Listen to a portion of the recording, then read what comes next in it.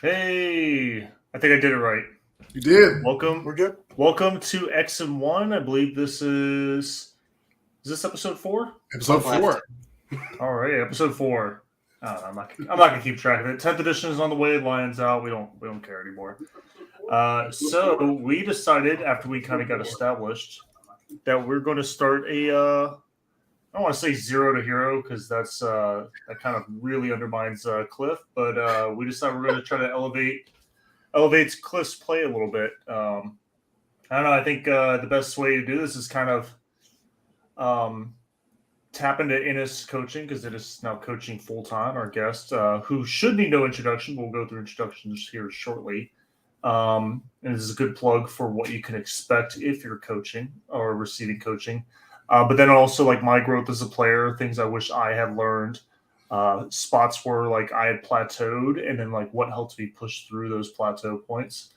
And then honestly, it's kind of been interesting because someone who I came from when I was on break from 40K, I played a lot of competitive League of Legends, and it was kind of interesting watching that community grow in its own self-awareness of like what it takes to be competitive and how to do competitive analysis over the course of the decade that I played it. And it's interesting almost going back in time and watching the 40K community go through those same steps. So without further ado, I am one of your co-hosts, Tim Pinney. This is Stody Cliff, other co-host, and joining us for the first time is the man who needs no introduction, the captain of Team Scotland, one of the founders of formerly Fight Club, now StatCheck, Innes Wilson. Hello, Cliff and Tim. Thank you so much for having me. It feels like it's been not long since I was logged in to this very platform doing a very similar show on the same network. But it's a completely different show. I'm not in charge. That's why there's a thing in my little thing that says I'm going to forget 100%. But it's fine. I'm not in charge today. It's great. I get to kick back, relax, let you guys do all the heavy lifting. Wait, no, the other thing. We no, had it's good to be we here. were all on stream together like less than a day ago. What was Oh. felt like kind of a fever dream. My sleep schedule is not yet recovered. I definitely went for a nap before my coaching call, then woke up and had coffee for the first time in about 6 months. Let's be honest. Has a GW reveal stream like ever really been worth like staying up for? Like we do it to ourselves every single time. But I would have been up at 3 a.m. anyway because my life is a mess. Oh my god. Well, let's not. Well, like time out. Let's give GW some credit where credit is due. Well, for those of you who are tuning in now, we had an Adepticon live stream react show last night. It's like sort of funny. It's worth checking out. You can hit it on the channel. But for Innes, it was 3 o'clock in the morning. For the rest of us, we were coming up on midnight. GW, there was some pacing issues, but new Lizardmen models, they slam. New Terminator models, they slam. The prospect of cool new Tyranid models is something I'm excited about, which Innes is surely excited about. The insinuation of that trailer was that every single thing in there was going to be a new model, so it was a way of them showing it without like having it ready to show, which I thought was cool, and I definitely encourage them to do that in the future because the 9th edition trailer, they only showed stuff that they actually had models for that we had seen. So this was kind of a cool way for like essentially to see renders of new models. So I definitely was a big fan of that. I was just saying like usually they've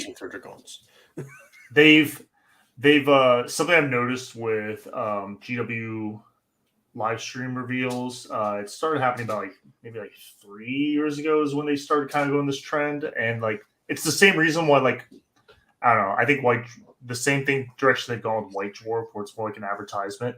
They've spread it out, and it feels like they don't give you more than like what's absolutely necessary for them to like consider a preview. They're like, okay, well here is you get 2 40K things, you get 1 Sigmar thing, and then you get 1 thing for each of our other games, whereas like past it's like, oh, we have 10 40K things coming up, here's a preview of all of them, here's 3 previews for Warhammer Fantasy Battle, here's 1 thing for Mordheim, here's the thing for Gorka Marka, stuff like that. They would just like drown you in previews. Now it feels very drip fed is probably the best way I can put it, and I don't like that. I don't think they're going to ever move away from that, but I did, like I said, I did like the trailer just because the best part was it showed us all the stuff that we haven't seen that we didn't know was coming. Those Zoe type looking brain bugs, those were excellent. I don't know that it looked like almost like Toxicreens. I don't know if those were like going to be a new model or if those are just new Toxicreens. Those were cool. The Screamer Killer. The Toxicreen's plastic. I can't see them getting rid of it. It's also like the only turret model I don't own is the Toxicreen and the Haruspex. So yeah, because really it's well, I thought maybe they relaunch it so it's playable. So it's so it's not the arms in. They just put permission in the box for you to only half build it. Yeah. Just leave all the tentacles off. They put on hinges. They give hinges for it. Okay. Enough banter. What have you guys been up to? Cliff, what have you done in the past 2 weeks? Oh boy. Picking out interesting Deathwatch chest models to print to go with I actually have like a ton of Primaris intercessors, random bodies, etc. Dime, I love you, but man, you picked a faction that we had to nuke from orbit before it hit the streets. Sorry, man. Short guys don't get to win. We dodged a bullet on that one. I'm sorry. Huge bullet. Yes, I've been getting the models ready in preparation for this session. For anyone who doesn't know, Deathwatch almost released with way more free war gear than any other faction. Yeah. It would have been if any of you understand why Space Wolves have been doing so well lately with all the Melta Rats and free war gear. Take that and multiply it by 3. So sorry to interrupt, Cliff. That brief moment where we thought there was going to be 33-point Deathwing Terminators where you could get 5, or Deathwatch Terminators you could get 5 per squad with Cyclones. Yeah, terrifying. Yeah, that was going to be real bad. So I've been prepping all the models for that. Just taking an inventory, that's been good. Working on the dashboard, trying to figure out some new ways to display accurate assessments of the data. So we're looking at how many overrep. How many people are in the top 4? You can see that naturally. Now I'm trying to look at how many people go 3-0 to start an event. What percentage of the faction's players are doing that? Because I think that gives us an idea of almost simultaneously what is the floor and the ease of play for a given faction. And tentatively, we're seeing that World Eaters go 3-0 1 in 5 for 1 in 5 players at the start of every faction. Which is also probably why we're seeing so many people, we're hearing anecdotally that lots of people are doing really well at RTTs with them. Not surprising. And yeah, just vibing. Aside from that, kids are asleep. Excited about Lizard Men. Prepping for the transition to Warhammer Age of Sigmar in the summer. It's going to be great. What about you, Tim? Just more WTC prep. So we're still very much in the rat race to find out who's a starter, who's not. I believe we have 20 people on the team. 4 people are starters, and then the rest are prospects and or coaches or support staff. I would say out of the prospects, there's definitely 2 who, if they don't start, I'd be very surprised because they are honestly just out hustling the rest of us. They are always grinding, going to events, in practice, stuff like that. So they're for sure shoe in.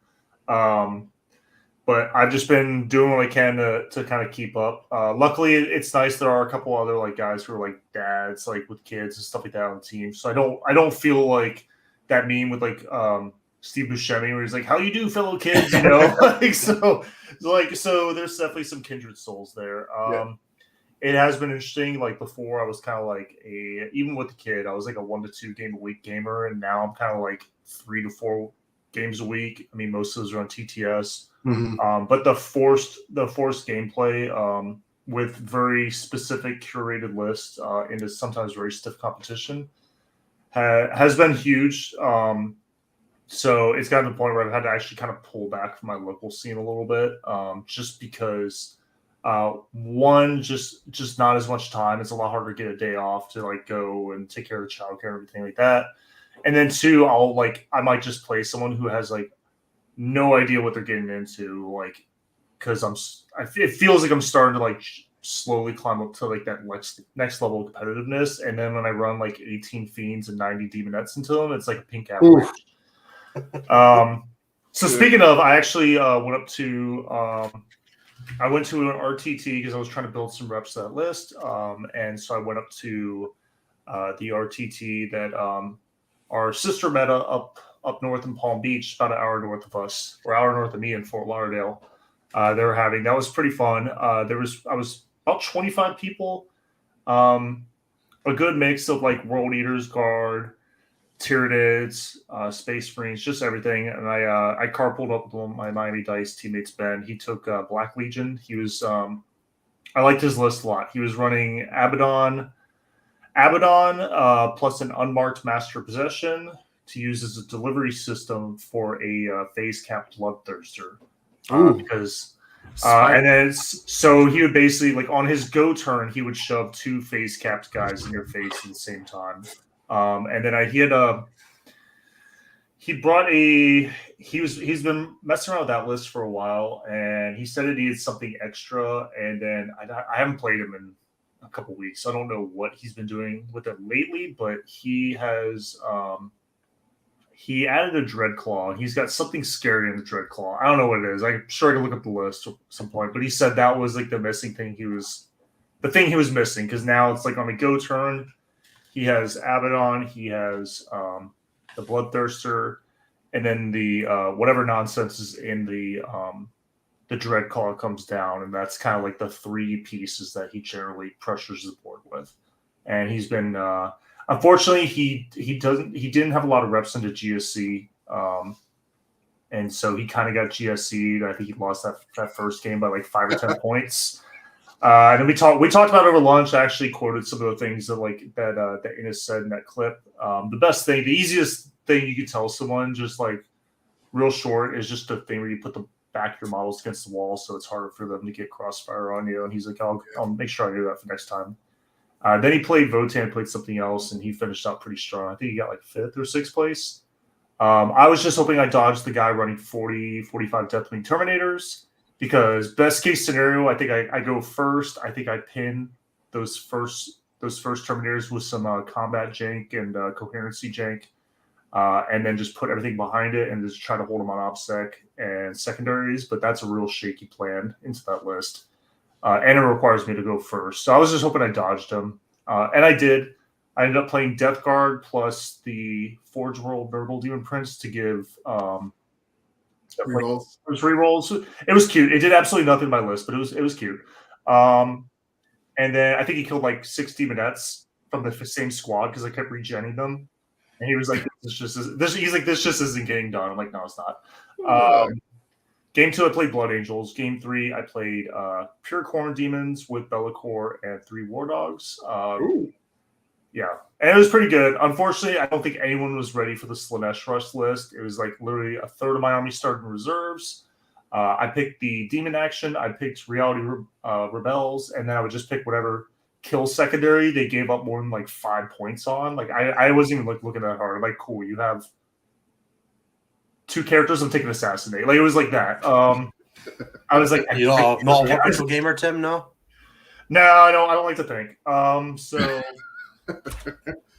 So I would literally just put like a third of my army in reserves. I would put my footprint as much as possible. Like you can't really hide that army, but you can kind of hide it well enough. And if they push up, they try to get sharp angles.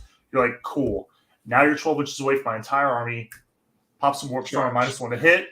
Now whatever you put in front of my army dies. I push up the harp on this side. I start Demon Action on 2 or 3 objectives. You can't really stop it. Boom, boom, boom. That's 8 to 12 points.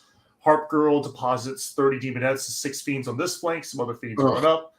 I collapse this flank. I move block a bunch of shit. I wrap some things. It's your turn. Now my army is fight first, army wide. What are you gonna do? And for most people, they were like, check notes. I'm gonna die. And I would get like 90. I would get like 90 or 95 points. So that's literally what happened. I think like 9 out of the past 10 games is literally what's happened. So the army is fucked up. Yeah, it's not a particularly multi-dimensional list, but the dimension it does have is very good.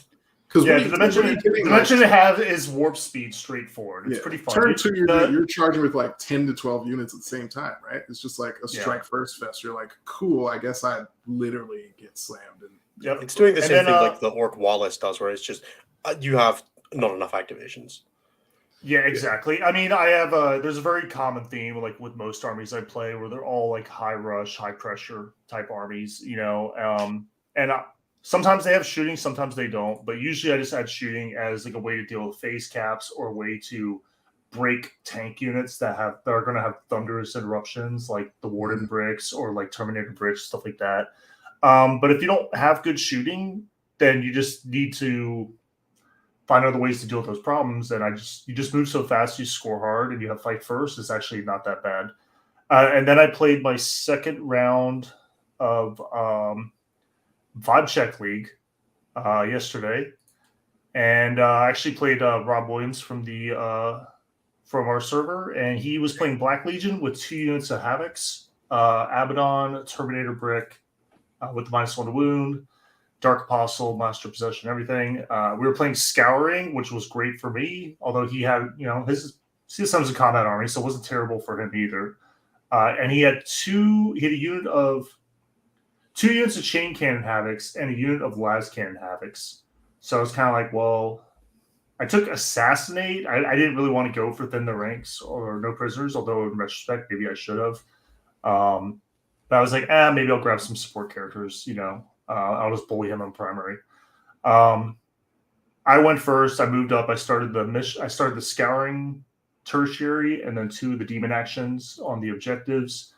I just kind of staged, and I just kind of kept my profile as small as possible, like encouraged him to maybe push up with some Havocs, take some shots, because to do so, he would have had to move into charge range of me. He did that on one side. He moved the Havocs up. He got some shots. He killed like 3 Demonettes, but now he was 13 inches away from like one of my flanks. I'm like, okay, that is how I'm going to get into your side of the board over there. I moved up some Fiends on the right side. I think it was mission table 26. So there's a pretty nice staging ruin up there on the right hand side. So I moved some Fiends in there, and then some Demonettes, stuff like that.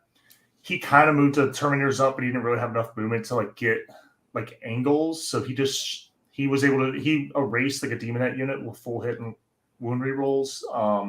And then he moved up a Venom Crawler to get some pot shots into the Fiends, and that was kind of a mistake because they were fully buffed. He did nothing. And that was actually kind of a nice little leaping off point that I wasn't planning on, because they have like Venom Crawlers have like 6 or 8 shots and then like 8 attacks, something like that. So they're pretty good multi-phase, but they're not like something that like I was scared of with this list. So turn 2, basically both Heart Girls ran forward. Demonettes ran up. They charged the Venom Crawler and then basically used it to slingshot themselves onto the objective that Terminators were on to basically steal that objective. Those buffed Fiends, Abaddon was standing next to a unit of Havocs, a unit of Chain Cannon Havocs, and a unit of Possessed. So they charged into Abaddon, the Possessed, and the Havocs. And then I had one model, 0.9 inches from Abaddon, 0.9 inches from Possessed, which is important, that comes up later. And then like on the other side of the table, like 7 units, like 4 units came out of Deep Strike, 2 or 3 more units ran forward. They charged the Havoc unit and just completely collapsed that flank. But I activated the unit into Abaddon first, piled out of combat with Abaddon, and basically just completely pancaked the Possessed and then the Havocs, and then move blocked the Terminators. And at that point, he had been zeroed out. I had scored a bunch of points on secondary. His flank was completely gone on one side, and like we played like one more round, and then he realized I had too many. He pushed with Abaddon, but he realized I had too many Demonettes, and they're on opposite sides of the objective. So even if he heroicked that next turn, there was no way to really stop me from scoring a 12 in primary. He was going to get like a 4. So he got a 0 to 4. I got like an 8 and a 12. I was up really high in secondary, so we decided to just call it. And then we talked about the game a little bit. Cool. That was it. That's what I've been up to this past 2 weeks. The pile out of combat move, which Ennis has also produced a short video on, which is fantastic, is simultaneously like, you're like, that's so good. And there's also like, it shouldn't exist. You shouldn't be allowed to do this. It shouldn't be an option. Yeah. The first couple times I did it, like I got challenged on it every single time. And I'm like, and I'm like, all right, man, I'm like, I get it, but like, I was like, I had a bookmark on the fight phase in the AT pack. I would just like whip that open. I'd be like, whoop, because it was like that was like part of the fight phase for me. It was like charge, activate, pile in, let's make attacks, consolidate, open up the rule book and show you how I did that. Like that was part of that was actually like the steps. So what about you, Ennis? What have you been up to? Oh, I mean, how far back do you want to go? Since I was last on Stat Check, I've painted some models, but that was 2 days ago. Which models did you paint it as? I finished painting 10 Desolation Marines and 2 Landspeeder Tornadoes. And I've just been finishing basing up some Infiltrators. As far as like my last couple of weeks has been, did a GT last weekend, which was super cool. I managed to win that with Dark Angel Terminators, and I only kind of hate myself for the process. They're not fun to play. This weekend, I have the Manchester GT Super Major, and then the weekend after that, we have Home Nations, which is the most important event no one gets to hear about. So yeah, prepping for that a bunch. So we've been doing a lot of Team Scotland stuff, a lot of practice weekends, a lot of list building, and all that kind of thing. And we submitted lists on Monday. Got all the other teams' lists. Promptly had 15 to 75 panic attacks. Started doing matrices, which is all super fun because we have a bunch of new blood on the team this year through people who've never done a team event of this scale before. So getting them up to speed, getting them doing things, everybody's super excited. But we also have to travel to Wales to play 40k, which is like, who wants to go to Wales? So yeah, it's been a busy week. Lots of stuff on, but all in a good way. I mostly only do cool things now, which is really nice. To be in a place in your life where the only things you do is the things you really want to do, or the things that you have to do to, like maintain a household is about it. So I can't really complain. It's the dream. You're doing it. Awesome. Okay, so basically, I'm pulling like from. Sorry, I have like several tabs open because I wanted to do this in an article, but like I'm decent at speaking. I'm not so good at writing. I just wasn't happy with it. But basically, my concept was for this episode was to basically let's assume we're starting from scratch or kind of from scratch with Cliff as someone who wants to kind of take his game to the next level, or at least start getting in the mindset of becoming more competitive and then staying there.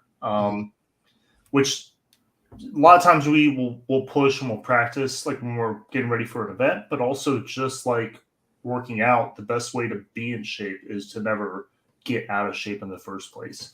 So I was going to show him kind of like some of the methods that I use just to kind of keep myself competitively ready, even though a lot of times I'm not, especially as like a dad, someone who works on the weekends, someone who works a lot of overtime. I don't actually go to like that many events anymore, but I like to keep myself in a relatively high degree of readiness. That way, if I do have the time to go to an event, I can kind of get into like fighting shape with like maybe 5 to 10 reps with like a list over the course of like a month, which I feel is very, very, very doable. But that also requires you to be coming from a pretty like good spot of fundamentals in the first place. Yeah. Like if you have an event coming up and you're gonna spend some time with it and you're not hobbying, I think 5 to 10 reps crunch time in a month, especially if some of those are re-rack sessions, stuff like that. I think that's totally doable. It's not sustainable for people like us, but it is definitely something that you can do like short bursts of. So it was very important that I kind of push Innes to redo his article, how Tim Pinney ruined my Thursday or Tuesday. I don't remember what. I think it was a Tuesday. I honestly don't remember at this point. The best part was that I know Innes was at work, and I was like, he has the perfect mind for this. I'm gonna ask him a question that's gonna live rent free in his head until he fully like drills down deep into it, and then that's exactly what happened. But he was like, he wasn't really an opportunity to drill down, so it just lived rent free in his head all day at work, and I think I went to the bathroom 14 times during a 7-hour shift. Just sit on my phone for 2 minutes and put down what I've been thinking about for the past 20 minutes. But it was commandeered. But it was into the stall. Again, I'm gonna reference League of Legends. There was a post I saw because League of Legends, like on Reddit and some of the other like websites where people were like very dedicated to getting better at League of Legends, and that kind of started around the same time that lots of like teams and esports and spectating started happening with League of Legends. That's when all of a sudden there was like this big desire for average players to evaluate their own play, evaluate other players' play, and improve themselves. We're starting to see 40K do that a little bit as well, and I think a lot of it ports over. And one of the things I saw was basically there was a, I don't remember, there's so many of them and they come and go, especially over the past 10, 20 years. How has League's been almost like, we're on since like 2010, 2009, I think. League Yeah, I was about to say Beta. because I started playing like 2010, so it's been out Because for it's a always minute. been like season 1 is 2011, season 2 is 2012, and so on and so forth. Yeah. So I I started definitely playing League in end of season 2, start of season 3, and played fairly seriously through like 2016, and then got out of it after that, and kind of dipped my toe I back in every played couple of years. But I played 2010, and I played seriously up until about 2015, 2016. Then I got out of it. I haven't really looked back, but anyhow, a lot of the concepts. There was this coach. Coach. I don't think maybe he was Challenger or something. I don't remember. It's not important. But basically, he was writing this post, and he was offering people advice in the comments, stuff like that. And he was basically saying, "Hey, tell me what league and division you're in, and I will tell you what you most likely need to be working on as far as like macro, micro, stuff like that, whatever. Like, where are you hard stuck? And I will tell you skills you need to work on right now." And then also, several people in league had that were successful. They had a concept that I don't think has really been embraced by the 40K competitive and coaching community, and that's building to escape the meta you're in, or building to escape the bracket you're in. Most of the coaching, the streaming, everything, they're all about, hey, build this list. This list has everything you need to win an event, and focus on winning the event. Doesn't matter if you're 1 or 4. Doesn't matter if you're like shaky 5-0 or whatever. Build to win the event. And when you walk last year and before COVID, stuff like that, when you walked down the halls or down the tables of LVO, you could almost see a striation every about 2 rows of tables as you walk through like this 600 person, 800 person event. And the metas were clearly different. The way the armies were moving, what type of armies you were seeing, the matchups, the general demeanor of the players, everything. Oh, that was still true. And I think it is, if you're just winning events is cool, but I think if your goal long term is just become a better player, then I think that maybe there should be some more self-analysis of where you are and focus on short-term attainable goals, which is to escape the meta you're in.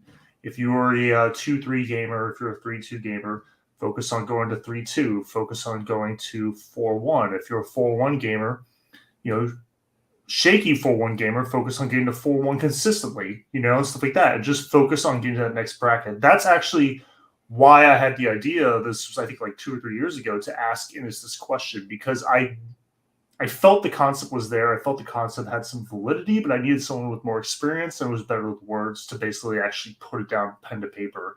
And so I knew I was out of my depth. That's actually why I asked Innes to do it. I think it's a super interesting question, because a lot of that probably stems from the fact that we don't have there's not really like a ranking system where you can, see small incremental improvements in in 40K compared to a game that has like online matchmaking. So like you play a game of League and you're very clearly like you're starting, the lowest division is bronze, and then you're going up through the gold, you're going through like silver and gold and all this and platinum and all that, so on and so forth.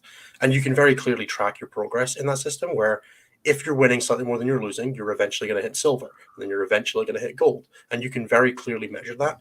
When you're just playing 40K, if you're setting out with the idea of getting better as a player, the scale of an event isn't always the same, right? Going 3-2 at one event and going 2-3 at another one could be exactly the same level of skill, depending on the meta that you're in, the people that are playing there, the round size of the event, terrain formats and all that kind of thing. Because events don't line up 1-to-1, right? There's no such thing as, going 5-0 at LVO is much easier than going 5-0 at a local GT where there's a couple of really good players in the area, because the scale is just so widely different. That comparison just doesn't work. And you very much have to start looking at, long run averages. Like, where do you generally place? And if you frequently place 4-1, then that's fine. But if you're doing 1, 2, 3 events a year that are like us, as you're playing RTTs and things like that in between, you don't get that depth of, you don't have the information to compare to for yourself, because you have so few points of comparison. So it's very difficult to see yourself improving if you went to one event and went 3-2, and then you go to another one 3 months later and go 3-2 again. How do you really know if you got better between them? Like, you can look at the events and be like, I feel like I played better, but it's very difficult to judge. And that's what event games like League and Magic the Gathering and all these kind of things that have very clear tracked formats for their online play have over 40k. Yeah, and it's a little bit of a moving target too. If you play with like your teammates a bunch and they're putting as much into it as you are, they're going to improve as well. And so if you all are improving at roughly the same rate, you're not going to like feel like you're getting better. And then this is also one of those situations where because it's so gradual, it's very hard to self-analyze. It's the only kind of feedback I've really gotten on it, like personally, is like when I play someone, and then I don't play them until like a year later, and then that usually like elicit a comment like wow, like like hey, you've gotten really good, or like I know that they weren't throwing by bringing like a meme army or something like that. Like they brought just as serious of a list as the last time I brought them, or the last time I played them. And it felt easier to beat them this time. Now, granted, sometimes you get lucky, and that's matchups, which is something we'll talk about as well. But usually, a lot of time, that's probably like the best indicator. It's like when someone hasn't seen you for a year or two, they're like, "Oh, hey, you've lost weight, you look great, blah blah blah, new haircut, blah blah blah." This kind of like it takes someone to be removed from you for like a few months or years, like, and then reintroduced back to you under similar circumstances, and then they can see the difference. Because they see several months of progress summed up in like an instant, whereas you don't. If that makes any sense. Yep. So we asked Cliff to fill this out, and basically it's divided into two brackets here: pre-event gameplay aspects and then gameplay aspects. And so I was thinking today that we're just going to talk about the pre-event stuff, and then we're going to do the gameplay aspects next week as we get more into like building a list, because Cliff really wants to improve, but he wants to improve with Deathwatch. So he's kind of doing a little bit of like hard mode or prestige mode, because Deathwatch is not doing so hot, but I think a lot of it is more abandonment issues and lack of a strong community figurehead to innovate. They're definitely not as good as Iron Hands as Dark Angels, but I definitely think they're in the upper half, if not the upper third of Marine faction. So I think there's some play there, but we'll have to figure it out together.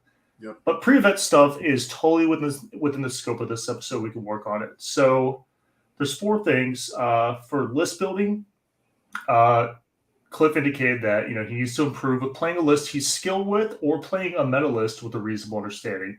We're clearly not doing the second one.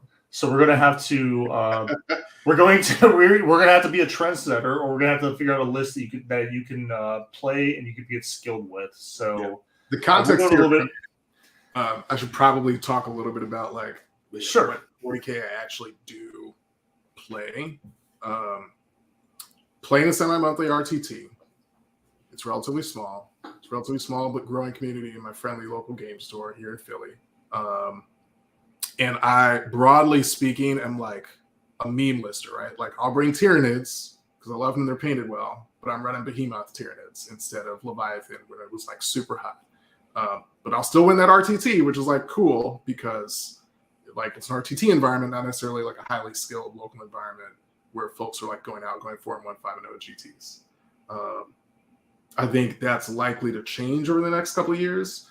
And there are 2 things going on that cause me to want to like get better. One is I think I'm gonna have greater ability to actually travel and get out to larger events. So like trying to hit 5 before the end of the year. I think that's gonna be eminently doable. And when I do show up, I'd rather not go 1 and 4, 2 and 3.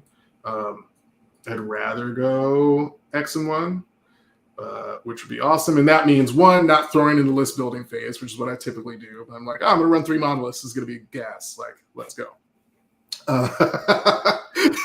It was not gas. It was not gas. And yet you win 2 games and lose 1. You're like, cool, triple monoliths, had a great time. And then 3, just as an internal goal, this might ring true to people that have done other competitively oriented things at a relatively high level. Like when I played ball seriously, I played WoW Arena for the first 3 seasons very seriously. And played Smite semi-seriously, which is like that third-person MOBA. And like it's like a personal goal of mine to not lose games in things that I take seriously competitively. Like I'm very happy to get beat by someone who is better than I am, so long as I was like, I did the best that I could, and that person was just better. Like, cool. I hate the notion of going out really trying to compete and then losing because I just blew it. Like, that hurts. So the extent to which I can eliminate the likelihood of me blowing it, either wholesale or at like a key decision-making point in the game in 40K over the course of an event, that's like a big personal goal of mine for this work. Oh yeah, That makes total sense. Do you want to touch So- quickly on what the framework that we're doing this on is, Tim, and maybe just like discuss the article in general for a second? Yeah, we before should bring dive the in? article up. Maybe I can screen share it if you want to talk through it, Tim. yeah. Let's go ahead and screen share. That'd be perfect. While we're not too deep into it. Because it'll be very easy to just go into the woods on Cliff a little bit and not give people a bit of wider context on why it is we're talking about these things. Yeah, we definitely want to showcase this article, and then also I'm going to tie it into our meta dashboard and basically show how you can essentially use a little bit of self-analysis and the meta dashboard to work on your pre-event gameplay aspects. And then in a future episode, we will talk about the actual gameplay and practice. So just throw it up there when you're ready, Cliff. Yeah. The idea here being, obviously, we're going to go through it with Cliff, but this is all stuff that all of you can do at home for yourselves to try and figure out where you are on this scale and how you can develop. And then Cliff becomes the case study, which is a super cool way of doing this. And I think Tim had some really cool ideas with this. All right, that should be on screen. Yeah, you want to zoom in a little bit, probably. All right. Good. Yep. More. Yeah, looks fine. Perfect. I was just muted. Okay, so the first part, the pre-event gameplay aspects, that's mostly what we're going to be talking through this episode, is the top part of the table. So list building, let's see. That middle bracket between 3 to 4 wins, that's kind of where, Cliff would... Yeah, that's where Cliff self-identified himself as being. Playing a list he's skilled with, playing meta list with reasonable understanding. That's where he's at. So we're trying to get him to the next box. We're not... Eventually, the goal for everyone, obviously, is to get to the far right box. But that's too much. So what you want to practice on is when you self-identify, you want to get one box over. So Cliff is in the middle, and we want him to get over to playing a faction you're expert in or competent playing a meta list. Again, right now... Deathwatch is not a meta list. And the strength of playing a meta list is you are basically tapping into crowdsourcing, wisdom of the crowds, hundreds of games, dozens of games, they figure out what works, and the games get honed over time via a community playing into other skilled players. Unfortunately, we don't have that resource, so it means we're going to have to innovate. And by innovating, it means we're going to step on a couple rates, we're going to have a couple pitfalls. We're going to lose some games just because while we're trying to innovate, we're going to bring some stuff that just doesn't work. But because there's no path to follow, we're going to have to basically blaze that path ourselves. That's going to come with some losses, though. So we're going to basically try to make Cliff into an expert on Deathwatch. To playtesting, Cliff put playing to optimize your list faction. So down here, usually 3 wins. This is not a bad spot to be because the next block is a really, really, really good one, just to improve generally as a player. Playing games to learn how to get better, testing specific matchups, and limit testing. I do this a lot in practice games. If it's a matchup that I've played a bunch or a matchup I know well, I'll just start all those plays where I see and I'm like, that's kind of risky or that's kind of greedy, and I don't want to play it because it's a low percentage play, and it could cause me to lose a game that would have been a close win if it goes south. That's where I'll actually play it, or try to go into a unit that I don't think I have a chance to kill, and just kind of see what happens, stuff like that. This is also where you also just focus a lot on your movement, your deployment, just things like that. Just generally working on your fundamentals. So that's a really good spot to be. Meta knowledge and rules knowledge. Meta knowledge is a little ephemeral because it will change as the metas change. So I assume it'll change a little bit when we get the data slate in April, and it will definitely change when we go to 10th edition. Cliff puts strong understanding of meta, both local and wire. Some expectations of what the other top players of the event will bring. Cliff has he has a real solid jumpstart on this because of his role with Stat Check.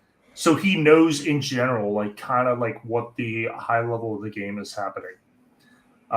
So I don't think I would actually say that we don't really need to work on this too much. You're in an above average spot. You probably have a better understanding of the meta than like most high level players. So that's good because that's more bandwidth that you can put into these first two rows.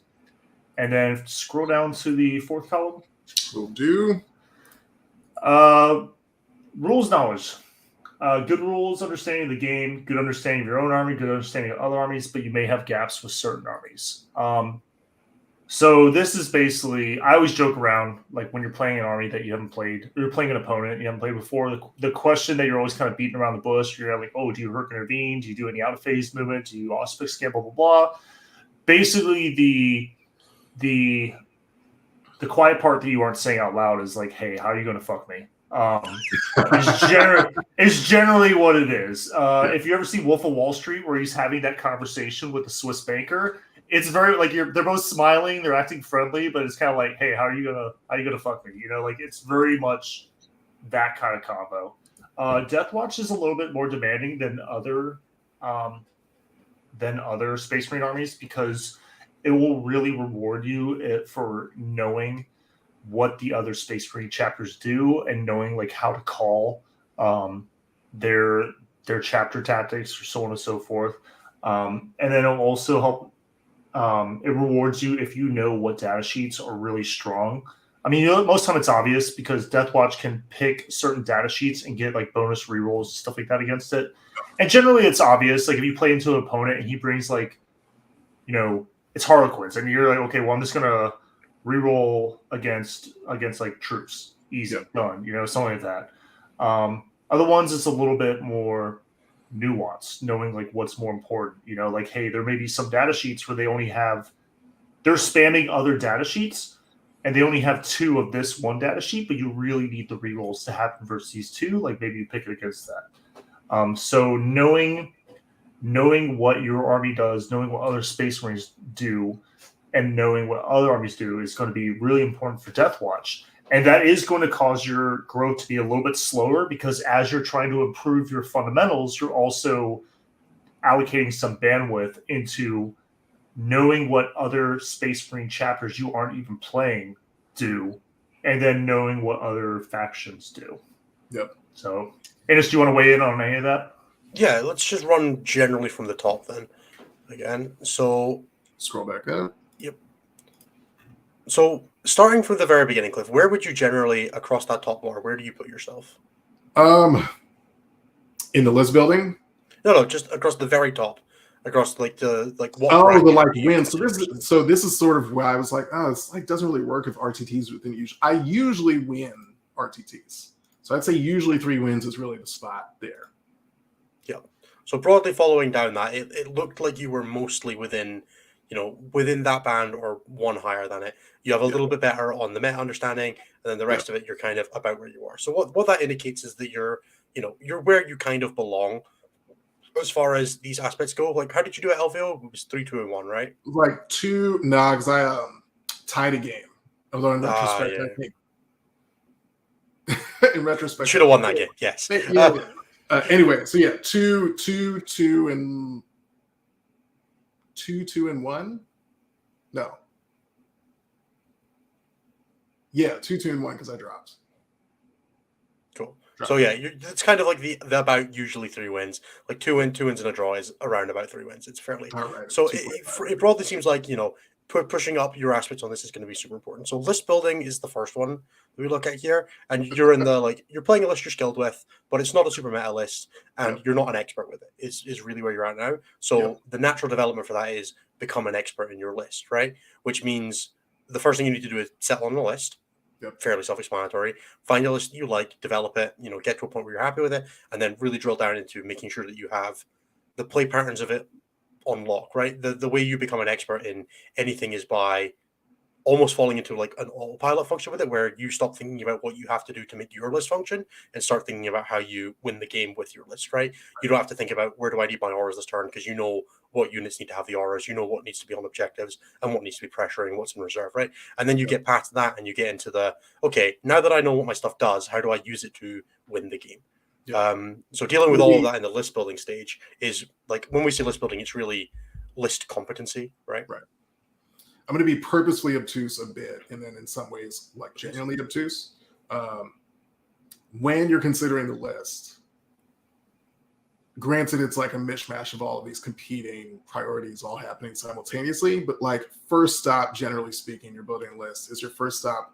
Let me look at the secondaries. Let me look at the access that I have to primary scoring troops and what their level of ability to stay on objectives and exist in spaces. No, build that's out a plan not how I think about lists. But interesting. There's different ways. Everybody, I'm going to go with the very easy. Everybody thinks about list building differently. We've lost him for a second. I assume he's just not going to do something. Everybody thinks about list building differently. Right. I always approach list building from the, what's the unfair thing that my list does? What's its competitive advantage, right? Yep. It doesn't have to be secondary scoring. It doesn't have to be primary scoring. But there has to be something that you're better at than most other things that you can leverage to create game states where you are an advantage. Now, bingo. I'm with Dennis on this one. That can be secondary scoring. It can be primary scoring. For example, that Slanesh list that Tim was talking about earlier is great at creating primary differential, and it has pretty good secondaries. But it has other advantages. It's also punishingly fast. It has an army-wide 4-point vulnerable save against shooting that makes it very difficult to deal with in efficient ways in shooting. Then you move into something like the Castellan list from 8th edition that everybody will remember. The competitive advantage there was that you had this Castellan that could just sink resources into itself and output withering damage, and then you supported that in whatever way possible. I always approach from, what is the most unfair thing my list can do right now, and then I go from that framework into how do I make this win games. And that's not always the same way. Now, once you get into that conversation, then you start thinking, how do I make this unfairness turn into secondary advantage? How do I make it turn into primary advantage? And sometimes the answer is you can't. Like the Tyranid list from from earlier in this edition. The way you turned it into secondary advantage was making sure they didn't have any units to score secondaries with. Like, hey, it worked. So right now for me, I'm playing Iron Hands. My competitive advantage is that I have an incredibly powerful army-wide special rule in ignoring heavy penalties and rerolling ones that makes heavy weapons insanely good.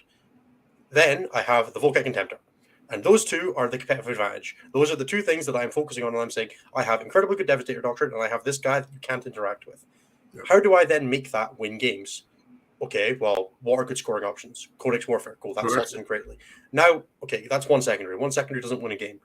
Now I'm like, okay, Oath of Moment's pretty good. Okay, I can take behind enemy lines. Oh, I can, play shock tactics. How do I add in trading units to this list? How do I make it so that I can get units into the middle to score Oath of Moment? So I can score points with secondaries that way. And then that leads you into, okay, well, I need some fast stuff. Okay, scouts and speeders are pretty good. They get some heavy weapons, so they're multidimensional.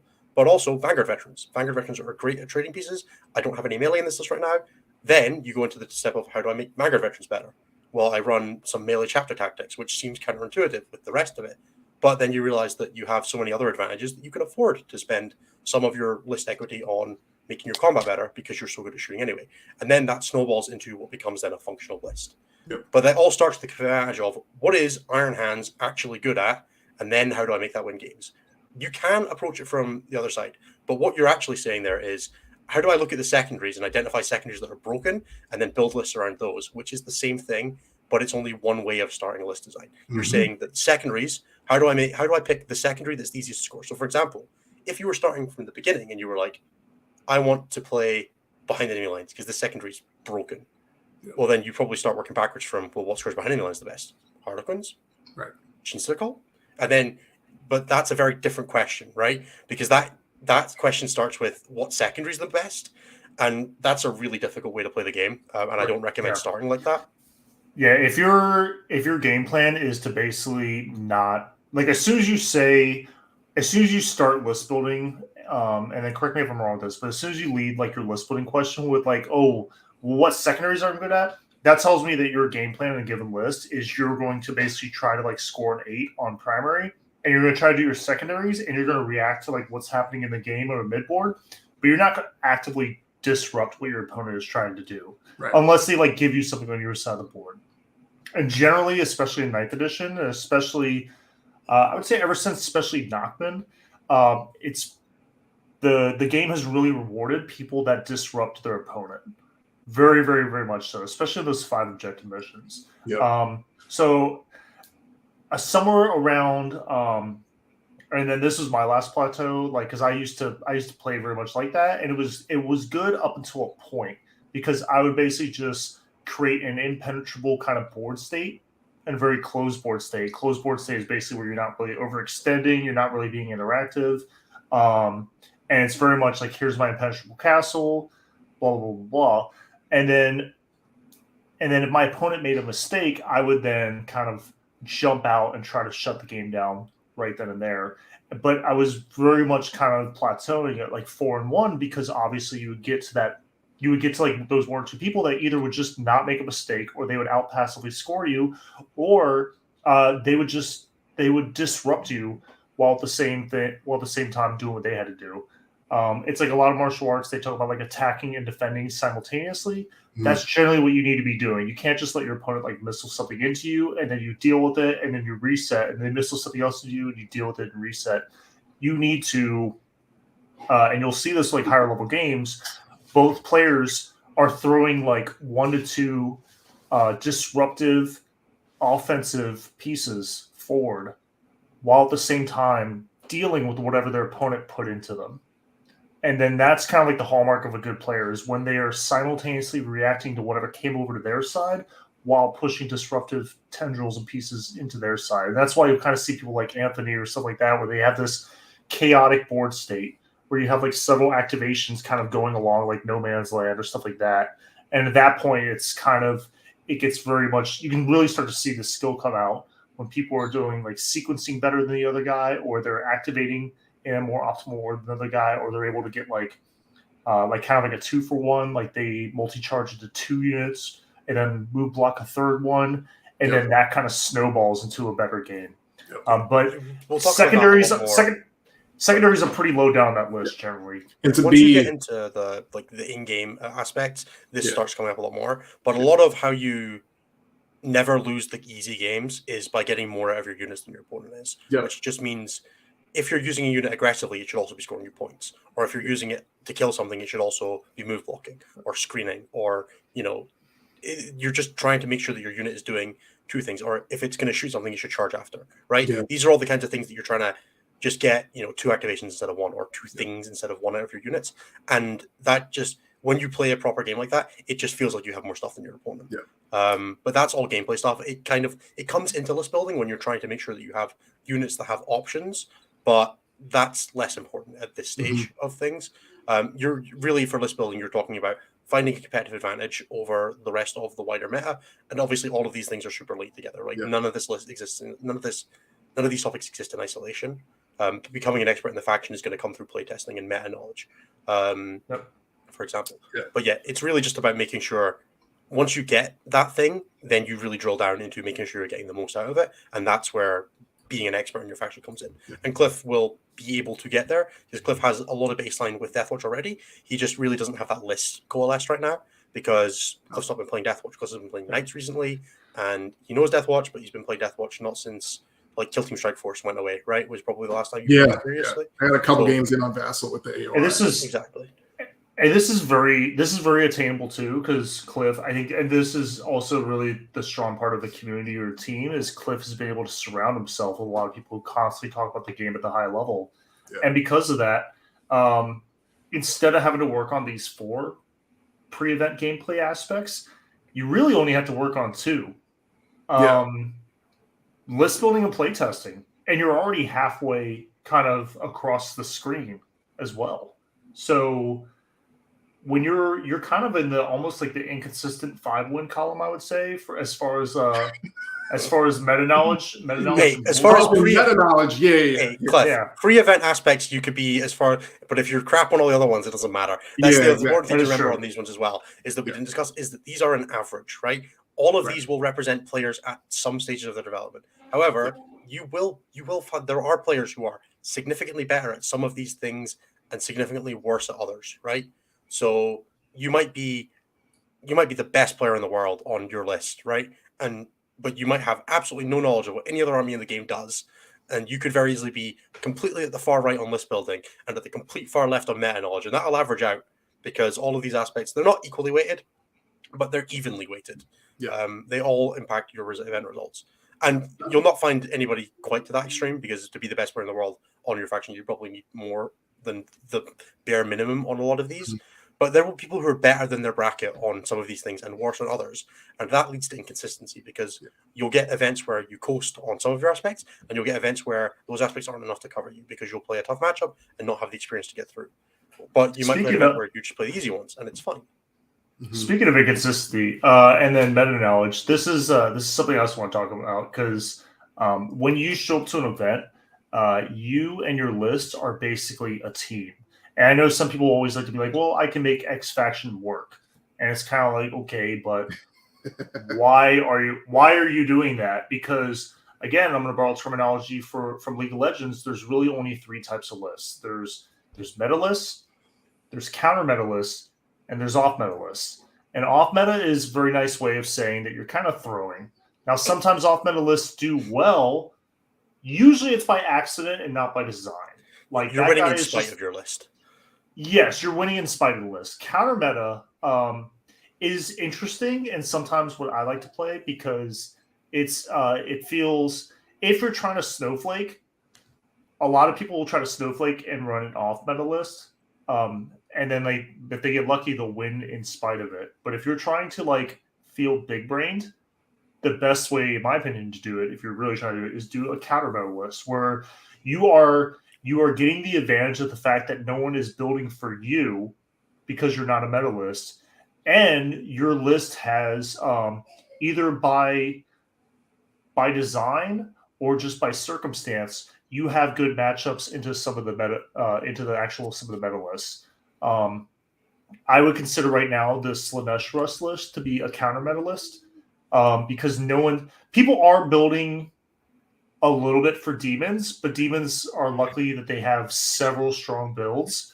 And I think right now the builds that people are thinking about are the Monster Mash, mixed demons, or the pure Zinch build, which I don't actually think is a good singles build. I think it's okay on teams, but I don't think it's a good singles build. The real trick with that, though, is that counter meta lists are really just meta lists or off meta lists that nobody knows which one they are yet. Yep. You are kind of just like, you're either pushing the envelope or you're just not doing something right, and it's very easy to be like, this list is a counter meta list. And we've definitely seen lists that come out because they are very good into one specific thing, and then that thing dies off and they're flash in the pan and they're gone. But a lot of the time, what happens is people develop a counter meta list, bring it into the meta, and they, win a couple of events with it, or they do really well with it. Nobody's really planning for it, and then suddenly that's a meta list, because it always was. People just didn't know it. That happens as well, and that's correct. A lot of building counter meta lists or running counter meta lists is just simply timing. Like, if you just see it before everyone else does, because there's a lot of people that are doing their net listing, and I do think net listing has gotten a negative connotation, but I think because in general the internet and the community has gotten so much interconnected, idea sharing and thought sharing happens so much faster now. And what a lot of people are doing is they're not net listing lists, they're net listing concepts. They're figuring out these chunks or these cores of lists that work, and then maybe they're changing the last 500 to 200 points.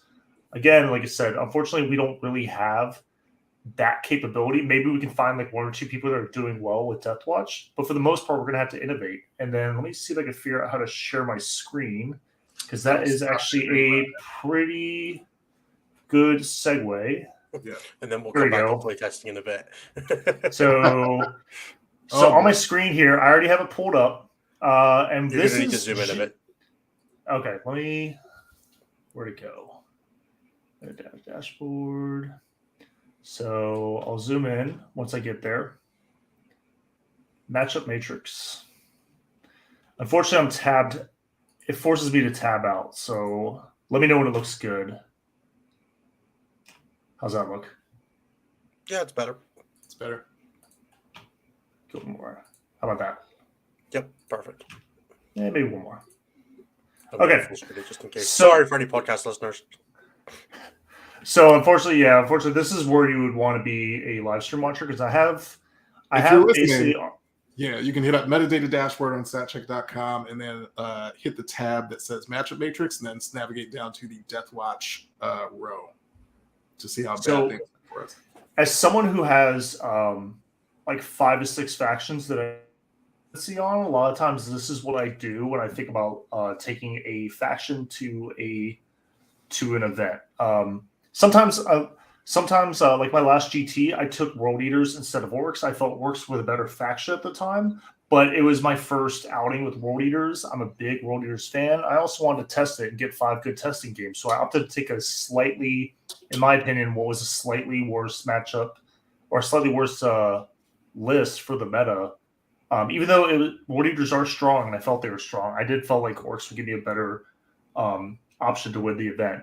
But this here is generally how I do it. I go to the matchup matrix, and you can highlight your faction, and then you can click this little thing here, and it'll put it in order left to right based off your differential. And I will actually open up when I do this. I'll actually open up an Excel spreadsheet, and I'll make 3 columns, and I'll put green, yellow, red as far as my matchups, and I'll actually build a list of all my factions and all my matchups, and I'll say, okay, I have my green matchups, I have my red matchups, and then I'll usually, it depends kind of what the average score is, but if they're within like 5 to 10 points differential, I'll put them as like a yellow matchup or what I call a skill matchup, where it's kind of like, hey, this isn't quite like a coin flip, but player skill is really going to come into effect here, or maybe like the actual like what the list build is. So unfortunately, looking through these, when I look at these all these matchups, I see like total games 1, total games 1, total games 3, total games 3, and that's not uncommon when you look at the far left and the far right of these matchups, because you'll have like some stuff like Grey Knights versus Imperial Fists, and it'll show like a 34% win differential, but your look will be like 1 game, from like a year ago or something like that. But we can kind of generally get an idea here. Unfortunately, what this is showing me when I'm seeing like total games 1, total games 1, total games 1, in the middle, 1, 6, 4. It's not even that. Normally, when you look at most of these factions, these are at least double digits. Here we're starting to get where it's a little bit better, where we're getting to like 6 games, 9 games, 1 game, 5 games, 2 games. So in the middle, we're starting to get a little bit better data. But unfortunately, we're kind of flying blind a little bit. Let me show you to put a contrast with it. Like I'm currently playing Chaos Demons. Actually, I'll do Chaos Knights because Chaos Knights are generally all running the same build. So let me do it this way. So again, we have our outliers, like White Scars. We have like 1 game. Over here, Raven Guard, we have 1 game. These are generally kind of our outliers, but roughly around here, yeah, we can start seeing, like, we get some real data. So Space Wolves, 30 games. That is a hard red matchup. Average score differential of 21 in Space Wolves' favor. We go over here. Actually, Deathwatch, hey, you're doing pretty good into them. Let's go games. So I would put our limit, but I would put our limit here. Death Guard is kind of like our upper limit with 21 games. All these 3 to the right are not statistically significant. And then over here, Spaces are a lower limit with obviously the mirror excluded, and then White Scars not being significant. So it looks like Wolves, Guard, Salamanders, were Iron Hands, Custodes, Dark Angels. Those are kind of like our hard red matchups. Chaos Demons. Wow, that really does seem like everything that's good right now, doesn't it? Everything that's good. You'll see this a lot as you click through. Some of these are kind of like, well, is this? But that's why the good factions are good, because when you go to those factions, and we'll see it. We'll go to Chaos Demons next. So Chaos Demons, this actually isn't terrible. It's at the upper limit of what I would consider a skill matchup, which would be a 10-10 on differential scoring because you're within 10 points, so 9.7. But you can play a game here, but you're gonna be uphill a little bit. But it's definitely I would consider almost a skill based game. Leagues of Votann, surprisingly, this probably just because of the nerfs taking effect. If you play around the forts, like you have a way to deal with the forts, probably actually do okay that game. Tau Empire, I think they're dealing a little bit with abandonment issues right now, but the Tau is not bad either. 1 game here with Crimson Fist, not statistically significant. World Eaters. this one's actually pretty good because maybe they have to make a lot of charges through Geiststorm and You they only get lose shot a to little shit. bit against World Eaters. That's why Chaos Knights aren't good right now, guys. People are so gaslighting each other on this. I'm just going pure off the data. No, and then pure The Knights data are, says you lose like 60% of your matchups. the Chaos Knights are again. I'm just trying to show how you. I mean, we could pick any faction here, but yeah, all the good factions are here to the left. This blue here also, like I said, we're getting a little bit close. Pure Knights, they're a little bit favored, and then yeah, we don't actually see it start getting the positive until we get over here to Craft World, Orcs, Thousand Suns. Now let's pick an actual like meta faction. So Chaos Demons. And we can see the start winner against almost everything. We can see the start difference here. So again, Deathwatch not statistically significant. Raven Guard not statistically significant. The only hard red matchup is World Eaters, and not even by a whole lot, like almost 14 points. And then the lower limits of skill matchup, we have Genestealer Cult and Custodes.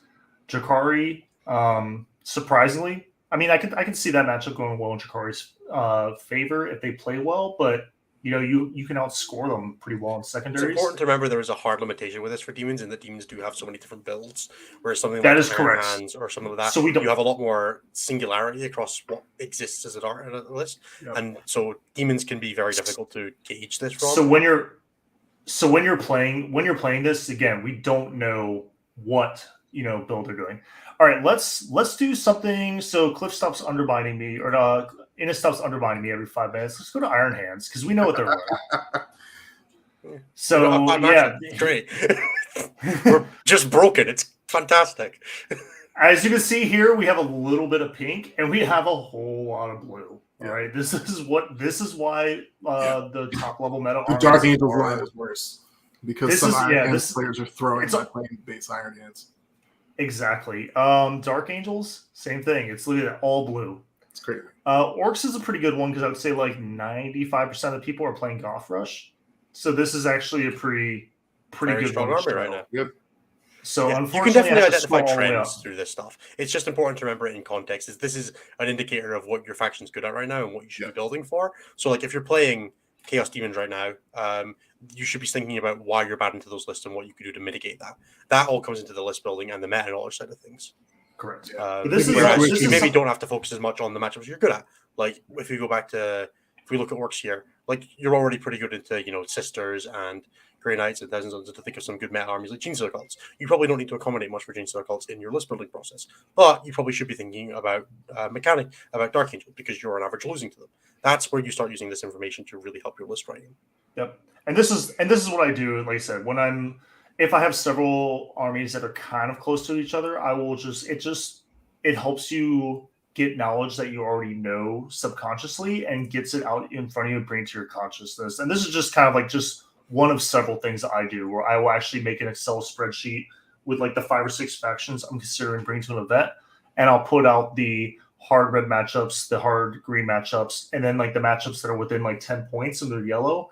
And I'll literally like look through them all and be like, okay, well, which one do I feel most comfortable with? And it'll be pretty obvious too when you actually sit down and like look at it in that way. And then also, if you're playing like a smaller GT, like a 35 person or less GT, this is also, you can add some extra weight to matchups if like there is like 1 or 2 people that you have to go through. Like there's a local guard player who is good, and you'll have to go through them every single event.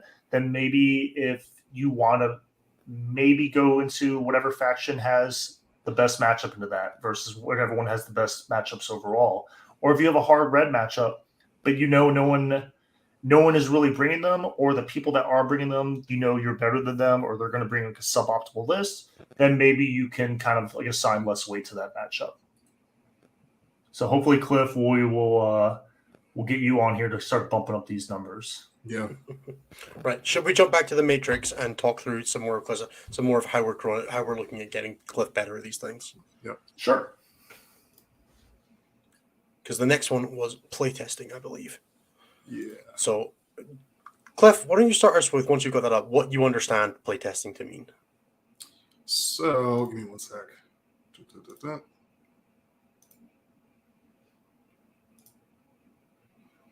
All right, that should be good to go. Yep. So it depends on the goal, right? So there's like, I assume, a set of sub goals within the broad notion of play testing, where you might start out broadly speaking, like, does this work? Like, does this work in general? Cool. Let me find a buddy that I know is like at least as good as I am, or like preferably better, and walk through turn 1, turn 2 of the game. Like, let's just like crank this out and see whether it like can achieve primary, can disrupt the opponent's plan, does actually execute the secondary plan that I thought it could do, and is good at existing on the board. And if those things are true, then like, okay, cool, maybe we're on to something. Thanks, Bonsai Kitty. And then there's like sort of like smaller oriented playtesting issues, right? So then there's like, okay, let's walk through, like, I think this is how a combat phase would go in like a given scenario. Like, I want to multi-charge 2 or 3 units with this unit. And this is like Deathwatch specific, because they can build really wonky close combat units with access to a lot of like different abilities, different base sizes, different movement within the combat phase. So just like, all right, let me see whether this like plays out the way that I think it would. It's sort of like phase by phase testing. And then I think towards the end of all that, just to save yourself some time after like re-racks and like running these things, you're like, all right, let's just like play a game and see how this goes. And then you do it again. You evaluate whether or not, like, did it go well? Why did it go well? Was it by accident, or was it because I like actually executed on the plan and had the tools that I needed to execute on that plan? Or like, was it just like I got lucky with my dice and like my opponent blew it on a couple of key rolls or a couple of key decisions? Conversely, if you lose, like, why did you lose? Did you lose because you made this unit that you chose in the list to do a job actually sucks at that job?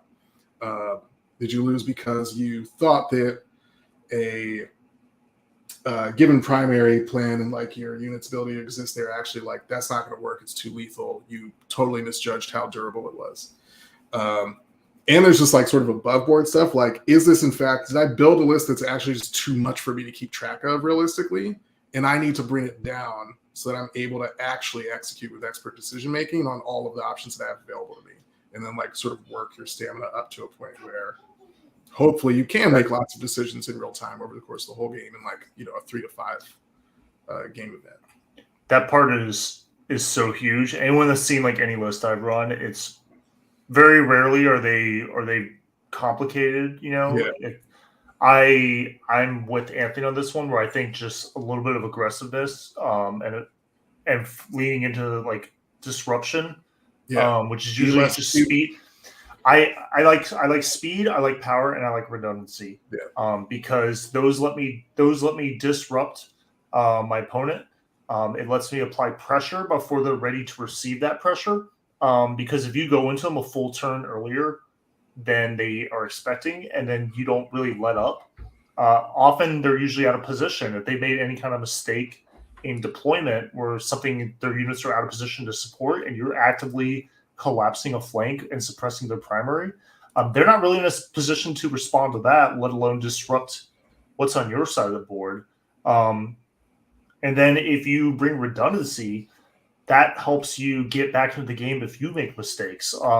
You didn't know that they had a buff to give like an extra couple inches of movement on this unit, and then like you lose a unit to a charge, or they're able to get an angle that you didn't think they were going to get, or they had a stratagem to make that unit shoot a little bit harder than you expected, or you just didn't, or like they moved twice, something like that, or something happened that you just didn't see, or like even a dice spike, something you just didn't plan for.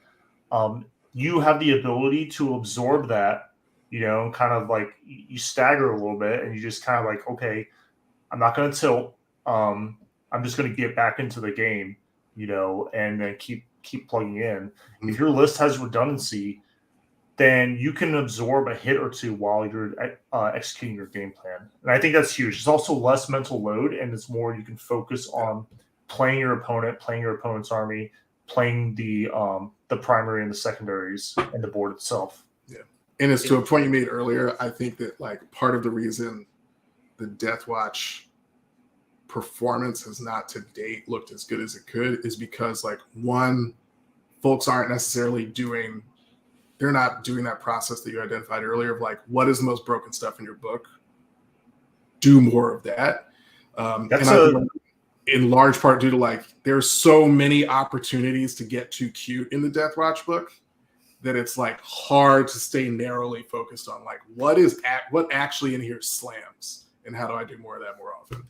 Cool. That's a good segue. What does Deathwatch do better than everyone else? Because I also notice that like when you get cute with Deathwatch, they get expensive. So it's like a double-edged sword too, or like it doubles down on like the badness. Well, what do they do? Like besides choosing your own doctrine, which is something I've heard Innes talk several times about being not particularly strong when Iron Hands and Dark Angel can just camp in Dev Doctrine all game long. There has to be other strengths besides just picking your doctrines. I know some of the kill teams can do some pretty cool stuff. Like what do they do that other Marines don't? Well, all right. Well, before I give my sense of that, which is probably going to be off, Innes, is any of that playtesting purpose stuff? Is any of that off, both for me and for people? So, I don't think it's off. I just want to like dial it in on where you are specifically on it. So for me, when I'm playtesting, the first like important thing for always is to reduce mental load later, right? Which is something you touched on. It's all about creating those patterns for yourself where you just get an intuitive understanding of how your list operates on the table so that you can move past. You're never going to be winning the game while you're always thinking about what you're doing is ultimately you should be able to hit a point where you're able to think about what you need to do next, right? The nuance in that is that if you have to figure out what you need to be doing to make your list function every turn, you're going to be using some of your mental bandwidth on the basics. Where do I need to put units? What auras do I need active? What stratagems do I have to use to make my units do things? And then you get caught up in the like, what stratagems do I have access to, as opposed to what stratagems do I need right now for this situation? That's what playtesting is about for me. It's about, familiarizing myself with the options my book has, the way that I play my list, the way that my list does things, what it looks like when my list wins. And then when I go into the game, instead of thinking about, oh, how do I win this game? I start thinking about how do I make this game look like a game where I win, right? So instead of being like, okay, so I usually win games where, so if I play this a bunch, I might end up in a situation like, usually when I win games with my Iron Hands, it's because I've hard alphaed them and I get a lot of time to score points in the end game. Okay, how do I make this a hard alpha? If I can't make it a hard alpha, how do I win the games where I don't do that? That's where you start looking into the full follow through of that's what playtesting is about. It's about understanding your win conditions and then creating those win conditions in game scenarios. What you then get to is like where you had yourself, which was at you're like playing to optimize your list and faction, is because you're still learning those processes. That's where you are at the moment, is that you're still trying to get to the point where you have those patterns down and you're not having to think about the way you're playing the game. You're thinking about what you're doing next. And that's when you get into the next stage, which is like learning how to get better. That's where you're getting into the making sure I understand what my list is and finding my win conditions and analyzing and understanding your win conditions in those situations. And then testing specific matchups and limited testing is about finding the ways you can break that parity into games that are hard or into situations that are uncommon. Tim talked about it earlier, where you might just throw something at the wall to see what happens, right, in a practice game, because, well, there's not a lot of value in playing a practice game that you win, because you'd probably know that 10 demonettes with the icon stratagem fairly reliably kills 5 Space Marines, right? But what's the chances that 6 does it, right? That's the questions that you start getting into. What if it's Storm Shields instead? Like, does 10 do it with their Storm Shields? Does 10 do it if they have a stratagem that maybe makes it defensive strats? Understanding that information and not having to, really think about those things and knowing the likelihoods of those plays is what playtesting is about. So for Tim, you might see, like, how valuable to Tim is 6 Fiends? How valuable are 3 Fiends, right? Everybody kind of has a baseline understanding of what their units do when they're at peak efficiency, right? So you might know what happens to a 10-man Deathwatch squad that's got all of the buffs on it, and you can do the +1 attack strategy in CNOS, and it's got Chapter Master active, and you've got the CP to chuck it into White Scars, so you can advance and charge it, right? But what if it's the late game and, it's turn 4, you run out of CP, you've got 1 CP left that you really have to do, you really have to reroll advance early to get onto an objective. How much damage does a 6-man squad do? Do you really know? And that's what playtesting is all about, is building those interactions in your head where you've played enough games with you can intuit those things and you can stop having to think about it in the moment and start fixing problems with the resources you have available to you. because you don't need to playtest the games you win on turn 1. It's not super valuable. You need to playtest the games you win on turn 4 and 5. And that's the difference maker between going 4-1 at a tournament, going 5-0 at a tournament, or going 4-1 and 3-2, is winning the scrappy late game. And playtesting is about building to having a better late game for me. That's really what it's all about. There's also a degree of like having a matchup understanding. Like you should probably know if something is like a hard red matchup, that if you go first and you hard alpha, you're going to kill like 3 Deathwing Terminators, and it doesn't matter, and you need to find another way to win the game. That like there is merit in that, but that's a much earlier stage of playtesting than the stage that you're at. You probably know what happens when Deathwatch don't kill anything. But if you're trying to learn a new faction, then that comes in. But once you've got a bit of experience, it's really about the late game rather than about the early and mid game. Yeah, I always push people to do re-rack sessions, and I think inevitably there's always someone that says like, oh, like there's value in the late game, stuff like that too. And I'm like, yes, there is, but also know your audience. Like people that are asking me this question are usually trying to get to a point where they have a playable late game on the regular, or trying to just not throw those first 2 or 3 rounds. You've got to make that's it who my answer is. Value in late game. Yeah. Correct. If you are still at the stage where you're losing games in deployment, you don't need to practice your. You don't need to play that out yet. Yeah. Just for me, if I'm playing a game on turn 4 that's still super interesting, there is a ton of value in playing that out, even if it's going to be a pain in the backside, because I don't get a lot of opportunity to practice scrappy late games just because of the nature of the armies I play and the level of skill that I'm playing at now. A lot of my tournament games end on turn 1 and turn 2. Yeah. Those scrappy late games are super valuable, and you do not get a lot of opportunity to play the games where you are fighting for every point. And if you can get those in practice, that's what will start making you that level of player, right? Is that you win the games where, you go to, you're both working with 200 resources and 3 CP, or 200 points of resources and 3 CP, and you really got to make a game win happen here. That's where playtesting becomes super powerful for the future players. Yeah. So where do you, having gone through that, where do you place yourself on playtesting? Probably in the I've got a pretty good sense of like how the game's going to go the first few turns, but I think like you're describing, I probably need to focus on like I had a bad turn 3 and then turns 4 and turn 5 in general. What do those look like when I'm like down limited resources and I've got to make some tough decisions? That's probably where I need to focus. I'd say I need to focus on my playtesting. Yeah. Cool. Yeah.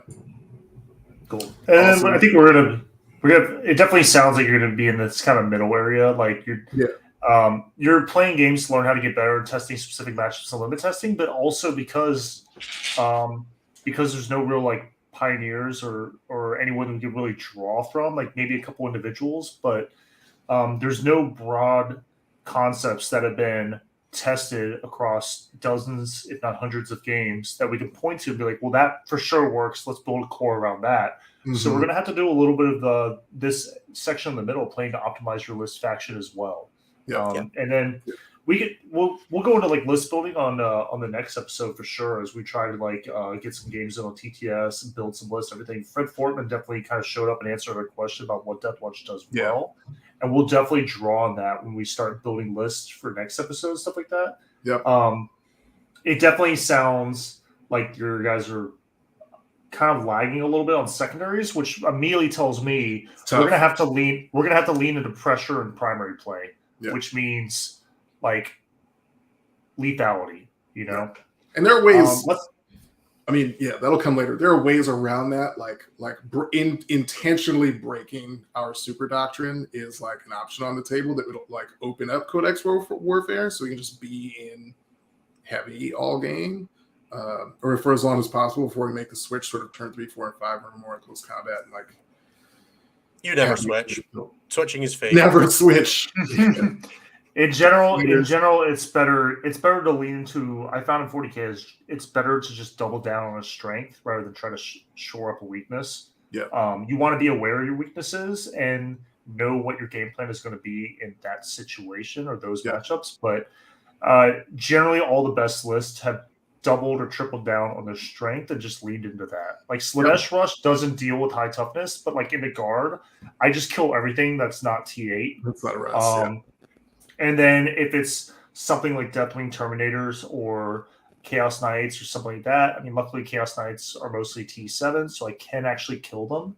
I don't have to deal with too much T8. But if it's a bunch of high toughness stuff I can't kill, then I know that I'm on a timer and I just go hard into like primary suppression and just hope that, because it's a 5-turn game, that I can delay the inevitable of me essentially getting tabled.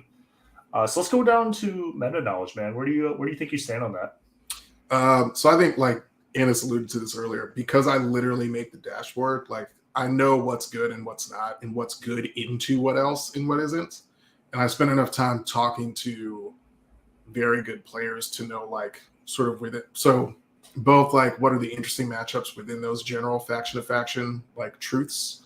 And then, like, within that, what are the sub-faction things that are going on? Where the actual, like, real spice is happening, and what do the records look like for players who are playing those things, right? So it's one thing to be world leaders, for example, like slams, right? If you are at an RTT, or you're going into round 4 of a 5-round event so far, it appears that like world leaders is like great, which is, this is typically the case with monophase armies, as great as they are in a monophase. And like they have a particularly strong secondary game, which helps. It like builds directly into the way that the army plays. They're really good, but then you hit a point where you're like, oh no, I have to deal with like any one of the number of multi-phase armies that are like equally broken, but across more parts of the game, against higher skilled opponents. And you sort of start to lose stamina, which is why like world leaders are performing really well, but aren't necessarily like out here like ending the world in the same way that like Master Artisans roll at a range Iron Hands is, or in the same way that Dark Angels broadly is. So I sort of know it's difficult in this case because Deathwatch's player base is so small that it's really challenging to know truly, like, given a really skilled player and a really highly tuned list, what would performance look like in practice across hundreds of games. We just like don't have that access, despite what Fred described in the YouTube comments, access to. And for the people that are listening on podcasts, like damage 4 hammers, really fast moving infantry squads, bikes that can act like infantry, shockingly resilient infiltrators that like have eliminators stuck in them, access to a 5-up feel no pain, like on demand, access to advance and charge in a bunch of units, like surprising access to moving infantry across the board instantly whenever you feel like it. There is stuff in there.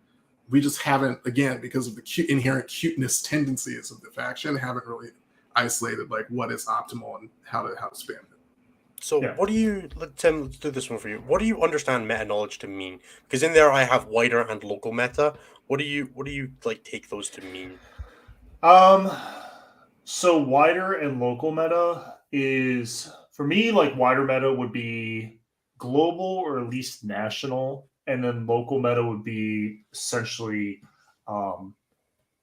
whatever applies to whatever event you're going to, whether it's an event you're traveling to or regional or whatever. And I think knowing the difference between those two is also important because most local metas are generally at least somewhat informed by the wider meta. So a typical local meta ARTT, you'll have your wider meta where it's like, hey, Dark Angels, Iron Hands, Demons, blah, blah, blah, whatever. And then you'll have your local meta, and your local meta, you'll have like maybe like 50% of the people in an RTT have like just any clue about what's going on competitively. And 2/3 of those, the people that have a clue, will be like paying attention to the wider meta and what's happening. And then like 1/3 will actually understand like the how, what, and why and stuff like that, But even though you maybe only have a fraction of your local meta that is paying attention to the wider meta, if they're playing enough games and that ecosystem is playing into each other, their decisions that they're bringing down from the wider meta will then cause ripples as everyone else in the local meta reacts to it. Which is where like these kind of like weird like these jokes about like weird local metas kind of come from. It's usually something like that happening. But you have to know when when generally when the variance is happening in your local meta, maybe there's a guy who, like, we have a guy locally who was playing guard and he was putting up like 70-80% win rates locally when guard was on their 8th edition book and were considered bad and pretty much abandoned by the community. And he was giving us like really, really, really hard games because he found like the one combo in that book that worked. And he was just a fundamentally very sound player and knew how to disrupt what you were doing. And he had all the hallmarks of a great 40K player. So I had to take meta lists and adapt them to beat guard back when like no one was really like taking that kind of stuff, you know? That would be like a situation where like knowing what's good, knowing what people are going to bring, because meta just doesn't necessarily mean powerful. It just means like popular, but one usually drives the other. But locally, also knowing who you have to go through is extremely important. Yeah, that's absolutely spot on. Wider is what everyone's playing. Local's what the people you're playing against are playing. If you live in Anthony's meta, you're going to play against world leaders if you want to win a tournament. And knowing that is very important. If you're going to play in, if you play in Dundee, Scotland, and you go to an RTT, I'm probably there. Like, you just kind of know that, which means that you should probably account for what I'm going to play if you want to win the event. And, build to beat me or build to beat the other Team Scotland guys who are going to be there. Which isn't necessarily always going to be the same thing as what's good in the wider meta, because every event is a microcosm of the wider meta, right? You show up to LVO and the meta is going to broadly look like what the wider meta does because there's so many people. But you take any random 32 people out of there and put them into a GT, that meta could look completely different. There could have been, a random 32 sampling of people that event could have had no Thousands Sons of Flamers or no Tyranids or no Blood Angels, or it could have been, 16,000 Sons players. And only because most events at this scale are local events, you will probably know like the 3 good players at your tournament. What's that guy been painting recently? What did he post in the hobby Discord? He's super proud of his Desolation Marines. He's probably showed up with those. And having an understanding of that and doing that very limited amount of background understanding will help your gameplay in a local event. Yeah. And locally, I've got a good understanding. It's like there's a very good Inari player, there's a very good Tau player, there's a very good Slaanesh Demons player. I'm like, if I go to an RTT, I'm going to play one of these people for the top spot, and that's just what it is. That makes sense. What's the next row? We can go through that. Rules knowledge. Cool. We can go through that, and then we'll go into the questions. All right. The rules knowledge is really just like a baseline. Like I would almost say rules knowledge is like a checkbox that you have to hit, where you have to just hit a point. Like once you meet the minimum level on this, it doesn't really go away unless you let it decay. Like if you stop following 40K for a bit, this goes away and you have to re-up. But I would almost describe this as like a subscription service. Like as long as you're paying the monthly tax of reading the new rules, and having a baseline understanding and making sure you know your codex and the data sheets you're using, rules knowledge is probably the easiest of these things to develop because you don't need to play 40K to develop your rules knowledge. Yeah. If you stop playing next week and then you start playing again 6 months into 10th, like just know that you're going to be several squares back from where you got to pay 6 months of that subscription service again, plus a little bit of upkeep because you've not played for 6 months. That's really all it is, right? Yeah. It seems super banal to say it that way, but it really is just keeping tabs on what's happening in the game. You probably don't need to read Warp Meld Pact, but you probably do need to read the Guard Codex. Is really that's all rules knowledge is. Cliff, you had yourself at like gaps with certain armies. Is that just because you don't see them very often, like you don't get to play against them, or you just never really sat down with the codex and never sat down with a list and just try to break down why it works and what the interactions are? It's both, honestly. So it's both not running into it locally and also like not reading the book. Like AdMech, I still have I'm like, I don't know. I'll be honest. I have still kind of like let AdMech slide. I know like the boogeyman stuff, and that's about it. Like every time an AdMech person like goes through the command phase, my eyes glaze over. Okay, man. Like, I'm silently saying like, please, I hope you're not taking me for a ride, and I just kind of let it go. Totally. But then same vibe with like GSC. I'm like, I don't know. Seems cool. we can definitely fix some of this with TTS. I don't know if you're in the Vibe Check League, but like you and I, I'm not. Yeah. Okay. I know AdMech already. I know AdMech because I can lost to them often enough that I was like, nope. Cliff, I can link up to you like when you have some spare time, and we can get some TTS games. So that way we can kind of like have like Cliff's out there playing Vassal. Tim, you can fix it. We'll play some TTS games before the next show. We'll definitely work on this. But me personally, like everyone's approach to this is different. I'm very much like a tactile learner. Like I can read something a million times. I won't know until I see it in practical application. I like to generally like when a new book comes out, or even if it's not a new book comes out, but like one of the list I'm playing, I go through that matrix matchup, and it's a yellow or red matchup, and I'm like, oh, I need to kind of like know what this does. I'm a little bit shaky on it. I will actually go back to, because usually they stay pretty evergreen. You just got to sprinkle in the data slate like buffs or nerfs, whatever. But I'll actually go back to the Goonhammer articles. They're very well written for getting like the high level kind of tops of like, what does this army do? I don't need like the hard numbers, but what does it do? Yeah. What's the play style? What's the play pattern? And I'll go read through that. I'll go check the data slate. And then like maybe if I need to drill down a little bit deeper, I'll go into Wikipedia. You know, it's very nice because you can go into any Discord, any good Discord, and you can kind of see what people are buzzing about. If you see the same things over and over again, like GSC, they're like, oh, they keep talking about neophytes, they keep talking about jackals over and over again. Maybe I should know what those data sheets do. I don't need to know what the army does yet, but let's find out what those data sheets do. It's a very small, attainable goal. You go to Wikipedia, you look at the data sheets, all the strategies it can use are right under it. You're kind of like, okay, now I'm starting to see the threads, the common threads of the combos. Like this, now I'm starting to understand why they take those sub-factions, because it combos. There's a clear synergy with this stratagem, with this unit. So you can kind of start piecing together like the play pattern a little bit that way. And then after that, I will go seek out a game. Just one game, and I just fully expect to get like the banana up the tailpipe. And then after that game, I'm like, okay, now I go back and everything I just did, the Goonhammer article, the Wikipedia, whatever, I do it again, because now I can call back to an event I experienced in the game, and I have that context. Yep. And now when I do that kind of like that sandwich, that rules game. Oh, maybe I shouldn't let that helps a lot. Charge be turn one. Yeah, exactly. You know, like and that's kind of, and then at that point, if you do that, you build that little like rules sandwich. Now you generally have a great leaping off point, and now you can actually start asking intelligent questions that are going to give you really, really, really good info of like the nuance of like how a matchup will go. Yeah, I'll always say like the baseline you need to have for every army is to like, you should be able to read an army list and have like the 5 most important things about it jump off the page. Like you should be able to read a Dark Angel's army and read to know if they have the Pennant of Remembrance, right? You should know what to look for that. And you should know to look for whether they're running the Apothecary, whether that's Selfless Healer, so whether you need to account for them bringing models back. And you should probably know whether they're running, you know, double Talonmaster or Azrael and why that's important, right? And those are kind of like, for every mate faction in the game, you should probably know like the red buttons to look for. So for Admech, you're probably looking for something like, are they running Ruststalkers? Does it have Tempercopia?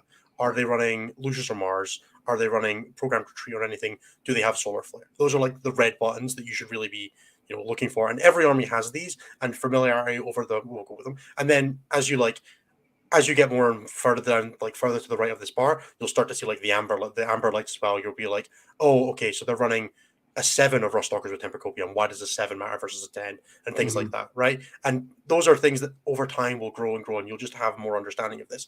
But you kind of like, that's why I describe them as like baselines, that once you hit a line, you're never going to really like not know the red ones again. And maybe, yeah, you forget what the amber ones are because Rocket Truck Swiggy Buggies haven't been in the meta for a while, and you've forgotten a little bit of the detail. But for every major faction in the game, having that, or every major faction that's relevant right now, you should probably know those like key issues. Strong diminishing returns. And it's funny, they caught my eye. Yeah, exactly. And the going from the red to the orange. Yeah, going from the red to the orange is like, yeah, man, it's completely fine. Like, you don't need to do that to win tournaments. If you're trying to win your local GT, as long as you know the questions to ask when you don't know them, that's fine too. And that's where you get into like the pre-game discussion of like, what can do out of phase, like how are you going to fuck me? The question that Tim was saying earlier. That's where that starts to come in. When you get to like the 2 boxes on the right, and you're asking those questions because you know them and you want to confirm your opponent does too. That's when you really start like winning super majors level. And like, you don't need that. Nobody needs that. I'm very fortunate to be in a position where like I synthesize knowledge very, very well from reading the rules on Wikipedia, and I don't really need playtest games to get that.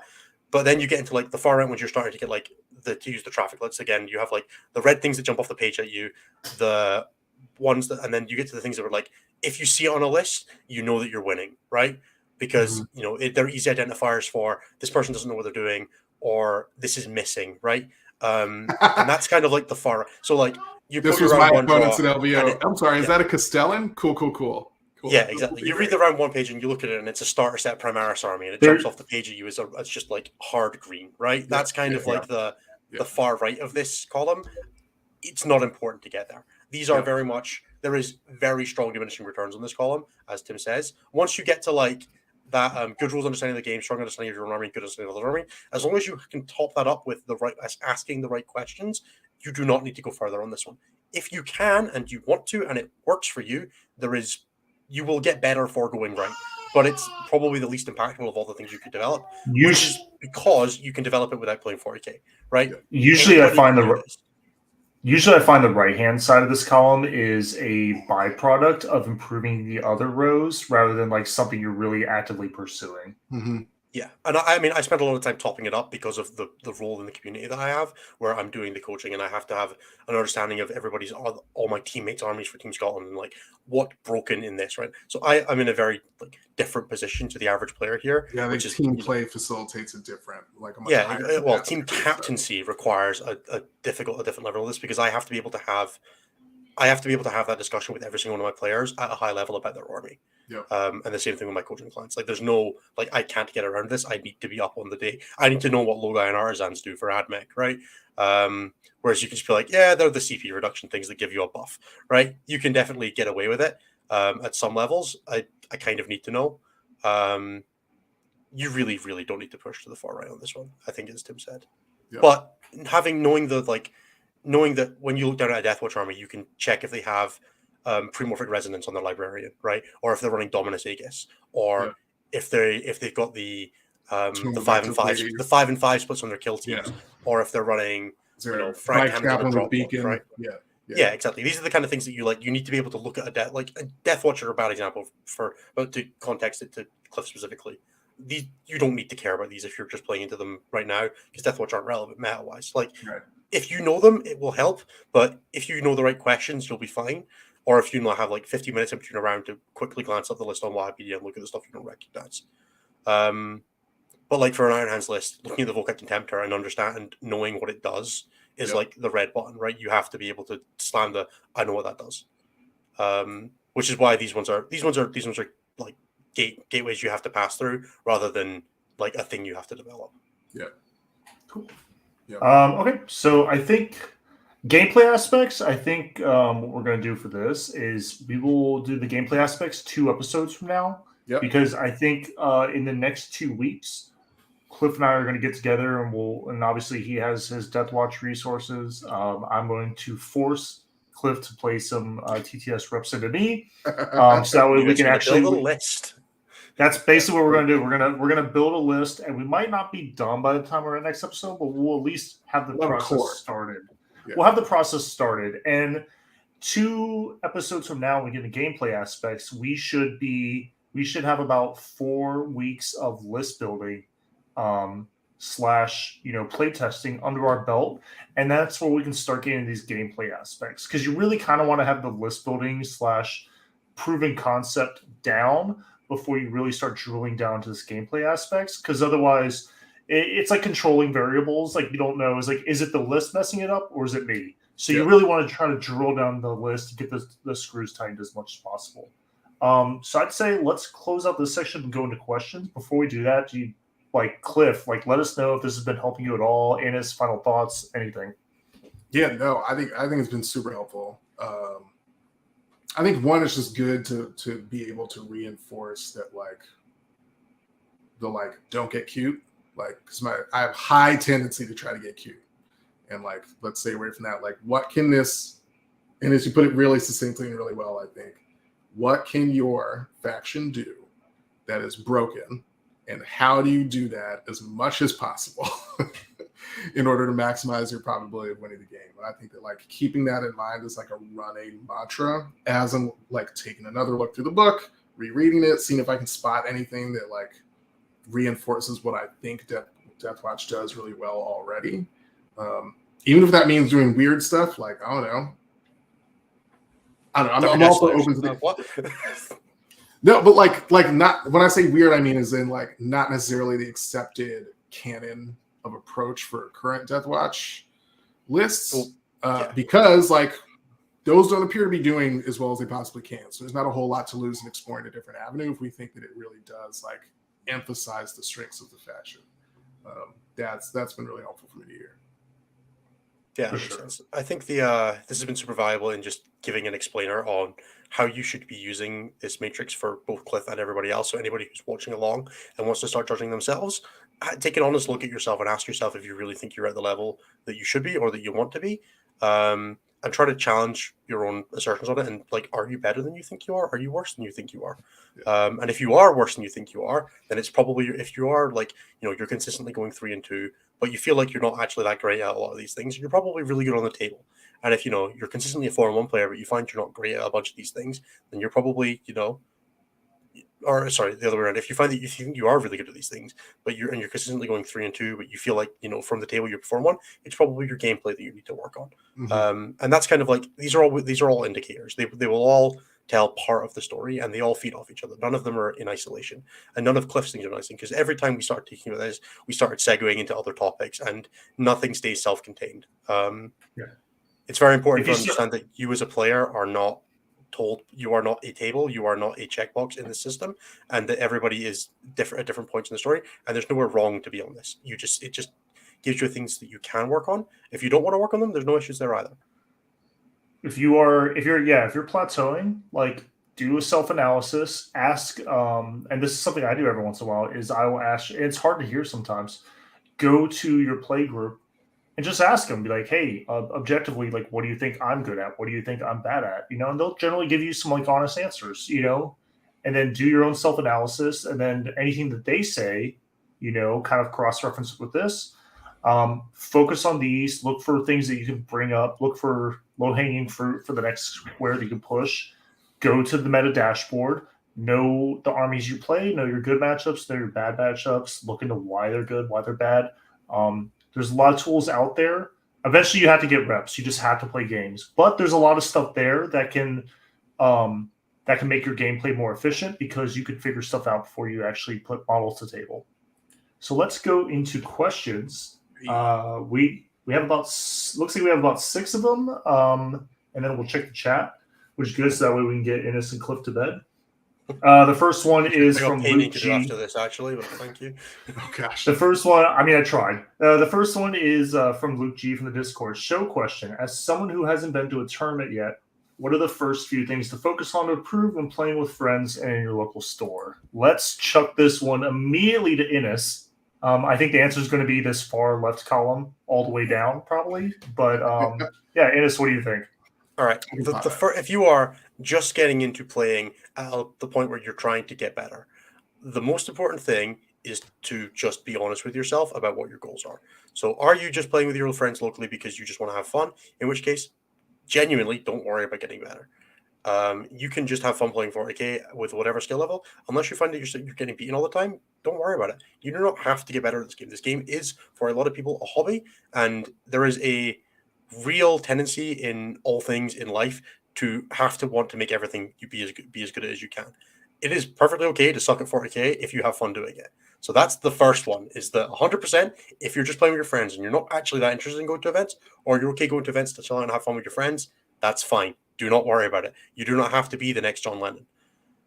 Now, if you are being honest with yourself, the goal is that you probably do want to beat your friends, or you want to be able to like feel confident enough to go to an RTT. Pick a list, pick a faction, stick within the same like 2,500 points and draw 2,000 points from it. Because familiarity at that level of play is so important, because you don't want to spend all your time in your book. You want to be spending your time playing the game, because you're playing at that level. You are mostly playing to have fun. So play things that you enjoy playing. And yeah, if you find that you're not moving, you're not enjoying like the things you're playing, change it up. Like this isn't a rule. This is a thing that you should try to stick to, but work on. Take that, play the things that bring you joy, and play them as well as you can, which mostly means critically analyze the things you're doing. Think through how you win the game when you deploy. So sit there at the start and go, okay, how does my list actually win this game? How does my opponent's list win the game? How do those interact? That is the very basics of analyzing your own gameplay. Is does your list win by denying primary, denying secondaries, killing your opponent, or none of those? If it's none of those, reconsider your list. And then does your opponent's list do the same things? And then those two things will intersect in a way that suggests roughly how the game's going to play. If you're both primary denial list, you're probably going to scrap over objectives. If you're both secondary scoring lists, it's going to like not too worry about the primary. You're probably both going to play fairly defensively and fairly cagey, and you're going to trade over the middle objective to stop each other getting 12s. If you're both playing kill each other lists, you're probably going to first turn flip it or second turn flip it, depending on what your list is, and you're going to brawl in the middle and see what happens. And then there's a whole bunch of nuance to that afterwards. But just starting with that, having an understanding of what the game is going to play like allows you to subvert the expectations of the game and try to approach it a different way. Because you might get to say, oh, we're both going to try and deny primary here, but my secondaries are slightly better than there, so maybe my normal plan isn't going to work here.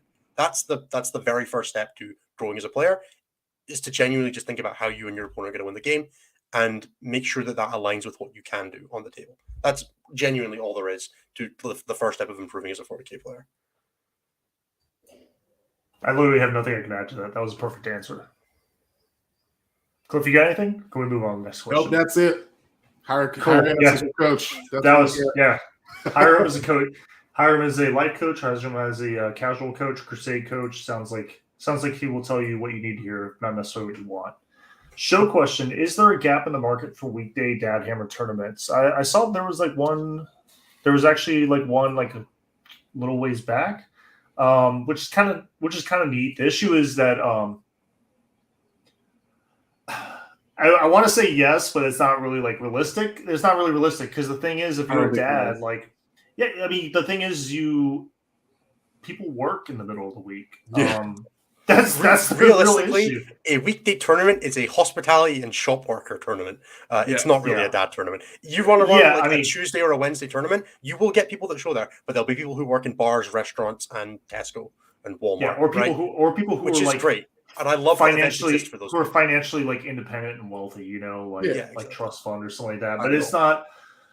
Yeah, I mean, you have like I consider going to a DEPCON just because it's on like a Thursday. It's on like a Thursday and Friday, which is like actually my days off, and the plane ticket is like nothing, and like that's actually not asking a lot of like my wife to like basically, hey, especially because they have a 1 day top cut, like. You play 4 games and you top cut 16 out of 265 or something like that. Like I would honestly just go up there, have some beer, roll some dice, bring the shootiest list I can, and then literally like literally just bring like I would just bring Max Iron Hands and drop pods or something like that. Like that's what I would do, like because if you've seen those tables, there's no terrain, but it's not there is no terrain.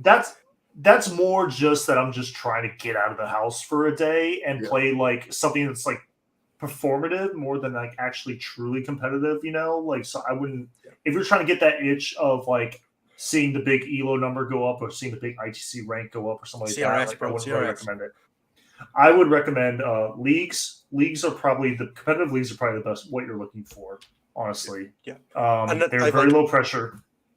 Wholeheartedly do endorse midweek tournaments are great. I would have killed for a midweek tournament in my local area when I was working every Saturday as in a supermarket, because weekends are demanding for a lot of people. A lot of people work them. A lot of people have family commitments. I love Sunday tournaments and I love midweek tournaments. Midweek tournaments are a hard sell if you don't have a big community that can support them. But if you do have a community that can't support them, I would heartily recommend it, because there will be a bunch of people who can't do a Saturday tournament who would love to come to an event and test it out, and like that might get them over the line of like they enjoyed it enough that maybe they do take holidays to come to a GT once in a while, and that can only be good for your community.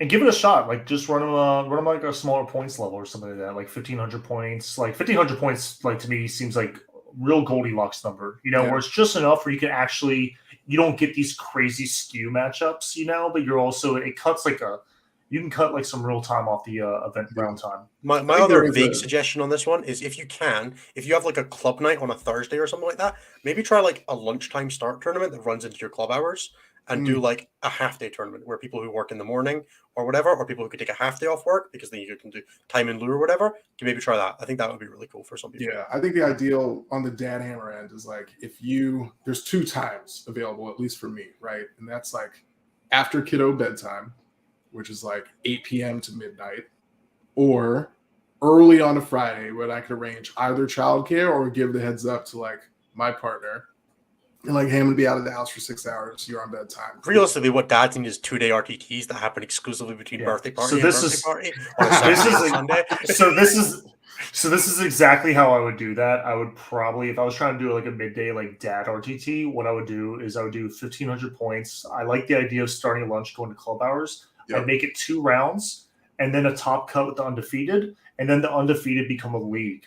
And it's kind of like you guys then within the next week or like next week, you guys get with each other for a good time to play your game, and then you submit the score. Yeah. And at that point, that's how the final standing is then calculated. More realistically, you run like a 4-round tournament over 4 weeks of club nights. Which basically a league at that point. Yeah, exactly. League's the move if you're trying to get dads in, honestly, because the flexibility, the timing, the ability to arrange it, that's really going to be how you pull. Busy.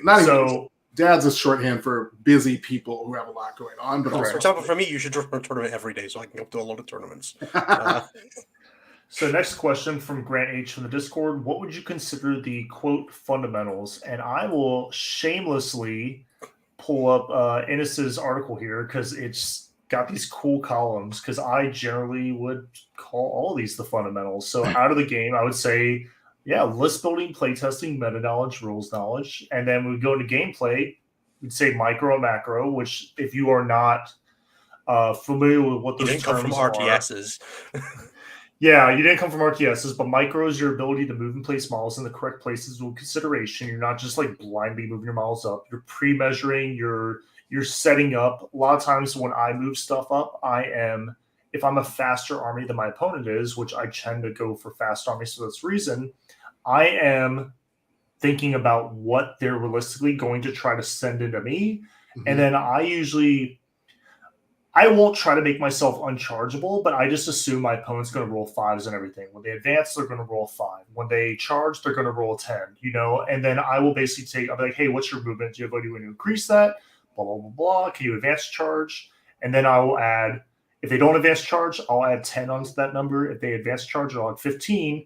And then I'll make sure I'm just slightly out of that. And then I'll also pre-measure to see like what I can attack next turn because I'm always setting up for next turn. And then stuff like making sure that if you have any command phase stuff, you're also setting up that you're in range for next turn's command phase. You're not like, oh, I'm just slightly outside of range. Or when you do a go turn, you charge with like 4 or 5 units and a character. Oh, crap, I want to activate this unit, but I'm 7 inches away from this character. They have a 6-inch aura, stuff like that. Those little unforced errors for like positioning and movement. Macro is basically your ability to create a viable strategy and then follow it, and then knowing when to abandon it or when to double down on it. What else? Target priority and then reaction to events, because it is a dice game. And I was telling Cliff before, I was like, generally the rules of the game of 40K, they change every edition, but since as long as I've been playing, 40K has been a game about movement and about risk mitigation, and that's where reaction to events comes into play. Now sometimes you just roll 8 attacks and you roll like 7 1s when you don't have rerolls, and you're just kind of like, oh, that happens. I had a game of the weekend putting against Black Templars where my Deathwing Terminators took 17 2-up saves in a phase and failed 11 of them, then got charged and took 17 4-up vulnerable saves and failed 15 of them. And I just like randomly lost a squad of Deathwing Terminators to nothing, and it did not matter. So reactive events comes into list building as well. Yeah. Like you can play Deathwing Terminators, it doesn't matter how bad you roll. Yeah, sometimes you just lose a squad you weren't supposed to, and it's kind of like, okay, well, the game, you still have 3 more rounds left. What are you going to do now? What now? And that also pulls in things like not tilting, capitalizing on your opponent's bad luck, mitigating your own, right? If your opponent randomly loses a unit they shouldn't have, how do you like make them hurt? That is a lot of what a 40K fundamental is. Yeah. Thank you, Tim, for quoting me. I appreciate that. Not a problem. Yeah, like yesterday, my game against Rob, I was telling him, I was like, my game plan was never to go for his Terminators because the hardest hitting unit in my list is my Strength 5 Fiends with a couple of Strength 6 tail attacks. But the Terminators are -1 to wound, and they're going to get these trans hitmen, no rerolls, and then +1 toughness every single turn. which functionally makes which reduces. I can make my fiends or my demonettes hit on 2s, and so if they're trans hitmen, I'm functionally -2 to hit, and then if they on 6s. make it. And then if I'm wounding on, if they make them T5 -1 to wound, they're functionally -2 to wound. At that point, there is no world where I can send something into them, and I'm not drastically overcommitting and then And if losing Tim is whatever assuming his second opponent's return. rolling 5s every turn, he's assuming he's getting off the 2 powers he needs to, maybe getting the Feel No Pain spell off. There's no point. But reaction to events is, if he suddenly fails the litany in one of the psychic powers, slam 12 fiends into them. And that was basically what I was telling him. I said I was basically kind of circling you. I was just outside your threat range. My fiends were circling, and they were waiting for you to spell the power and the litany on the same turn. And you never did, and he never did, so I just never went into them. But I had Always something giving there yourself ready. the option. I had something there ready to like play that option, but like while one or both of those were up, I was just. And a lot of people in that I situation was just killing will everything be else. like, a lot of people in that situation will give themselves the, oh, well, I was unlucky that I failed the spell that turn, or I was unlucky that I failed the litany. But on average, in a 5-turn game, you're going to fail at once. You're going to fail, yeah. What you didn't do was give yourself an option where if you failed it, you had a response. What you did was allow the fiends to circle you. And could you have stopped that? Maybe not. If not, tough luck, you brought a bad list. If you could have stopped it and you didn't, that's on you. And that's the step that people miss. We had some opportunities come up, like when he left that gap, and I was able to do like the Abaddon charge play. At that point, he had the fiends like in the middle of his entire line. So like at that point, when he went to his psychic phase, I was just kind of like, hey, Warp Storm, now you perils on doubles, and then this fiend unit that's in your deployment zone, there's a 12-inch aura off 6 fiends of -2 to cast. And he didn't get any powers off that turn. I ended up not really capitalizing off that because I didn't really need to, because I was at that point I was running through his flank and going into his backfield. The Terminators were no longer like a win condition for me, so I just ignored them at that point. So next question. When looking to improve your game, at what point is looking for coaching, significant external input necessary? I would say probably at the beginning, and then every time you plateau. And then I like that you put / significant external input, because that was something I was going to say if you hadn't. Coaching isn't always necessarily actual like, hey, I give you dollars, you give me input on how to be good. Sometimes you just need that external objective viewpoint to kind of get you unstuck. You're spinning your tires, there's improvements to be made, but you're not really sure like what needs to be done or where you need to go from here. You just need someone to kind of like stick that plywood underneath your tire and you get unstuck and you get moving again. So I would say right in the beginning, when you don't know you don't know what you don't know. And then anytime you plateau is be a good time. For me, I would say there's like 2 things I would consider if I was looking to get into coaching. First of all, coaching is expensive. I'm not going to sit there and lie to you. Like you're paying someone for their time. So I would look for doing it when you are finding that you're unable to get better, as Tim said, when you're plateauing, or when you just need. When I've got a few clients who are just like, yeah, so I spent a lot of time bouncing between armies, and like I was doing well at tournaments, but I wasn't doing as well as I could be. But I didn't really have the motivation there to get better.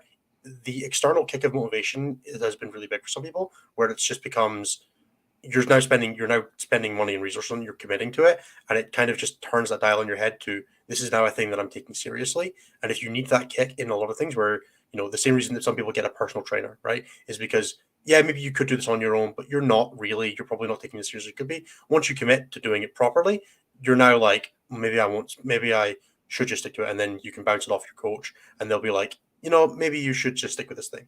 And like as a coach myself, I'm never going to tell you not to switch armies, but you might come to me and be like, so I was thinking about switching armies, but I decided that I put a bunch of time into custodes now. I'm going to just stick with it, right? So those are kind of the 2 situations. I don't have anybody who's come in right at the start of their 40K, so I couldn't really speak to that. I don't really know how I would approach that because I've not been put in that situation yet. It's been a long time since I've personally like taught someone to play competitive 40K or like 40K in general. I've almost always had someone with a fairly reasonable starting point. But yeah, I could definitely see how that would be useful and appealing to somebody to just jump in at the deep end and not learn the bad habits in the first place. So there are definitely definitely a few different ways to get into that. And obviously, I am incentivized to tell you that you should seek out coaching because I am a coach. But if coaching doesn't sound right for you because you have a strong local community, then lean on them first. Figure out if you can't get better with the people around you first, because the people around you are incentivized to help you because they will want better games too. They should, anyhow. They should. So, Tom if you're H, playing with a bunch of tools, just come email me.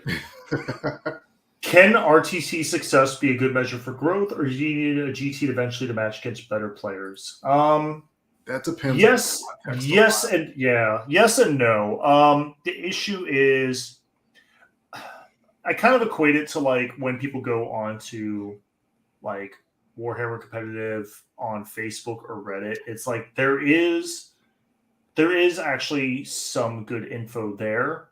The issue is that by the time you can differentiate between the good info and the bad info, you are now in a spot where you no longer need that resource. So therefore, I don't recommend it for like new people for that reason, because for every one good piece of advice you'll get like 4 or 5 pieces of bad advice, and you won't be in a spot where you can tell the difference. So RTTs they're reps, they're reps, and that is good. It's just you tend to, I can't really recommend them as something to seek out.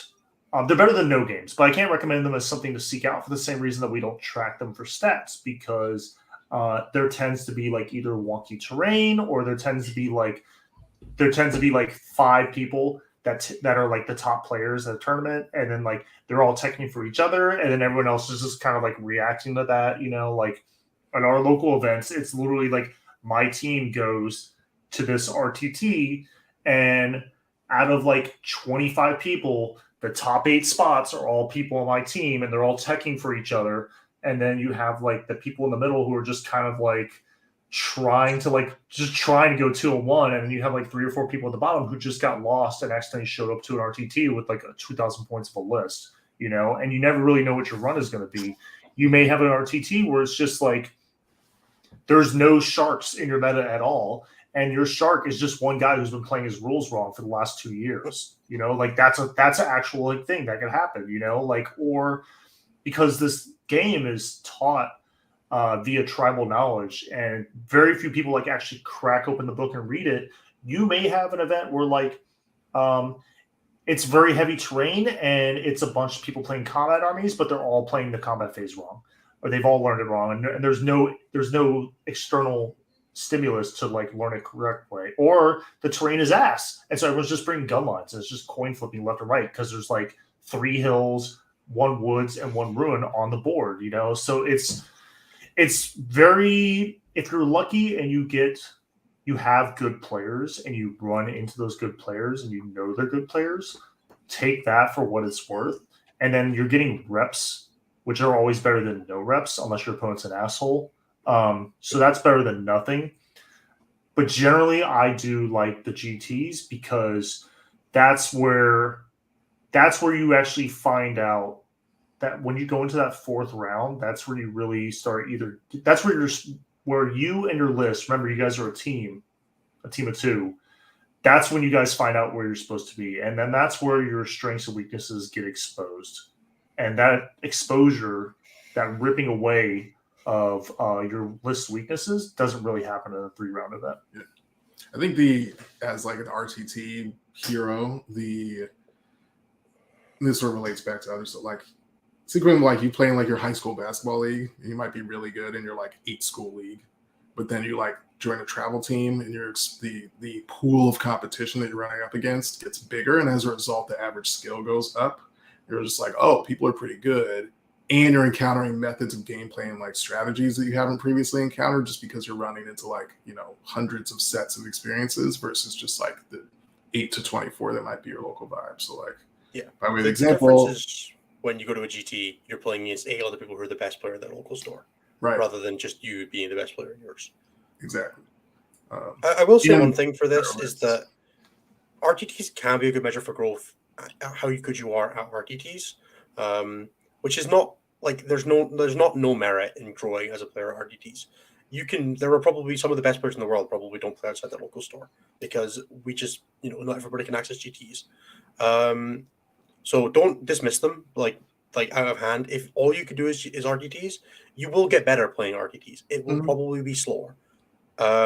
If you are consistently winning every RTT you go to, you're probably ready to do pretty well at a GT. Like, I don't think that's, there are going to be mitigating factors, and maybe your meta, the meta of your local GT store doesn't line up very well with the meta of your local RTT store.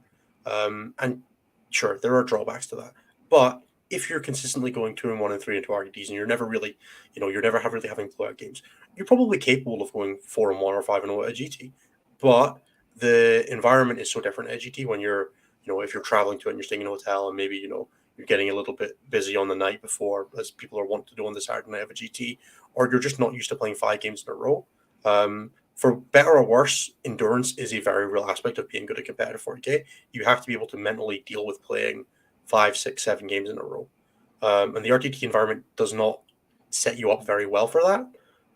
If you find you're drained at the end of an RTT, there are probably things that you could be doing better in order to make sure that you, it's very easy to play 3 games in a day and be like, all right, that's the end point. You're never going to play more than 3 games in a day. But game 4 on Saturday feels like game, or on Sunday feels like game 2.5 on the Saturday. And you're just starting less fresh. Maybe you're not sleeping as well. Maybe you're not sleeping at all. So there are always extenuating factors. But the actual gameplay stuff, if you are winning most of your games in RT, you'll probably win most of your games at GT, because the skill level's not that different. Yeah. The skill level isn't that different. It's just more the pairings process. That you and the other person who is at your level will find each other at GT. Whereas at RTT, those sometimes it'll be you usually don't find your skill level until round 3 of a GT. That's the last round of an RTT. That's really you will play more games at your skill level at GT level, which means that you should on average play 3 games that are tough. And if you're usually going 50-50 in round 3 of your local RTT, then you're probably going to go 50-50 in round 3, 4, and 5 of your local GT, which is 2. Are you going to go 2 and 3 or 4 and 1? That's all in that variance there. So that's the real difference here. But it's not no measure, it's just a poor measure. But you can definitely, if you're doing really well at RTTs, you're probably going to be fine at GTs. You're not going to have a horrible time. Okay, so from Dan J, this is kind of almost maybe a recap of the entire episode, but question for Innes: how would you use your rubric from your article to assess your competency as a player? So maybe he's just talking about how you self-analyze for yourself. Let's do a super quick recap. So I would say there's broadly 2 ways to do it. You can either start with it from the top down, which is to say, how well do I generally do at events, and go through your last couple of GT results. If you played 2 or 3 or 4 or 5 or 25 GTs in the last 3 months, 6 months, however long you felt like you've been about the level you are now, and then look down and then go from that column down and be like, is this where I think I am? Am I slightly to the left? Am I slightly to the right? And just get a little, just exit or whatever. If you're on your phone, who cares? Just take a note mentally or otherwise. This is roughly where I think I am. I think I'm slightly better than I should be, or than my general skill levels as I am, or vice versa. And then just do that as you go down and run through it and be like, okay, I think these are the things that I'm at my skill level at, and I'm doing pretty well at this and this, and I'm doing really well at this and this. I'm really good at learning lists, or I always play a meta list that I have a decent understanding of. But what I'm not doing is building a flexible game plan, and I'm struggling at responding to events on the table. I get tilted really easily. Then you use that to assess that those are the things you work on. You try to bring them up to the level that you're at now. And then once everything's at the level you're at now, you're probably starting to push the next level because you're already really good at a few of the things. And now you start going 4 and 1 instead of 3 and 2, right? That's kind of the first way. The other way is to go through everyone and just look at your skill level in an isolation. And then from there, figure out roughly where you should be, and then compare that to where you actually are. And then from there, that will then tell you again the same information, because you're just approaching it from a different angle. You're being like, okay, my micro knowledge is pretty terrible. This is roughly where I think I am, and go through it and then average it out and be like, my average says I should be a 3 and 2 player, but I'm actually mostly going 2 and 3. So maybe I'm not as good at some of these things as I think I am. What am I not as good at? And then you kind of work from it backwards. But they're mostly the same ways of doing the same thing. You are ultimately just trying to be honest with yourself. I find people are very prone to saying they're much better at some things than they are, and much worse at something than they are. Some people are very prone to say, no, my rules knowledge is terrible. But then you actually start asking them a faction, and they have a general understanding. If you have a general understanding of what the admech mechanics are, then you're probably pretty fine on rules knowledge. And that will apply to every army across the game. Like, you probably have a general understanding that if I said Drakari to you, that means fast, punchy characters, good with transports, advance and charge on turn 2, right? Like, you're going to be some level of there with every army in the game. But people are very poor to be like, no, I have terrible roll touch, or yeah, I'm great at micro, but then they're taking 5 or 6 take backs every practice game, so they're never actually getting punished for it.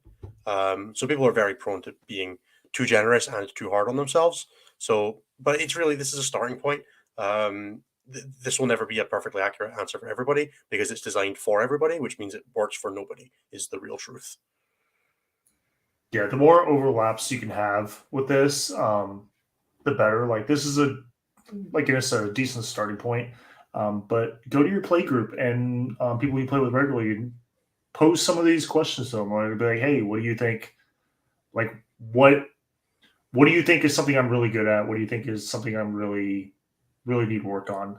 And I did that. I did that with my team. I straight up went to several people that I played with a bunch, and I asked them. I think it was a couple years ago, and all of them said I was too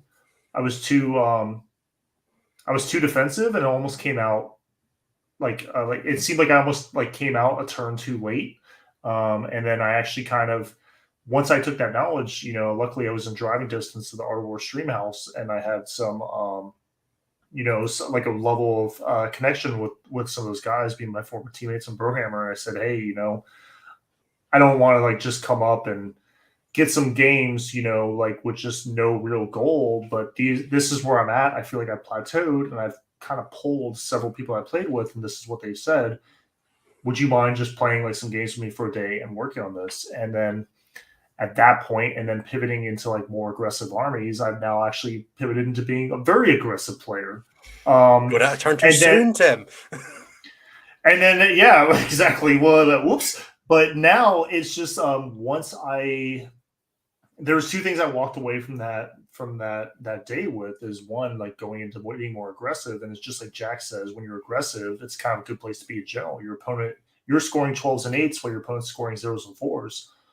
But it also lets you get more comfortable with getting hit, getting shot, taking casualties, and those chaotic board states. Never once. I hate every model I lose. I feel personally. I am very comfortable with I am super comfortable with losing a third of my army in a turn. Every save I take, I thrive in that.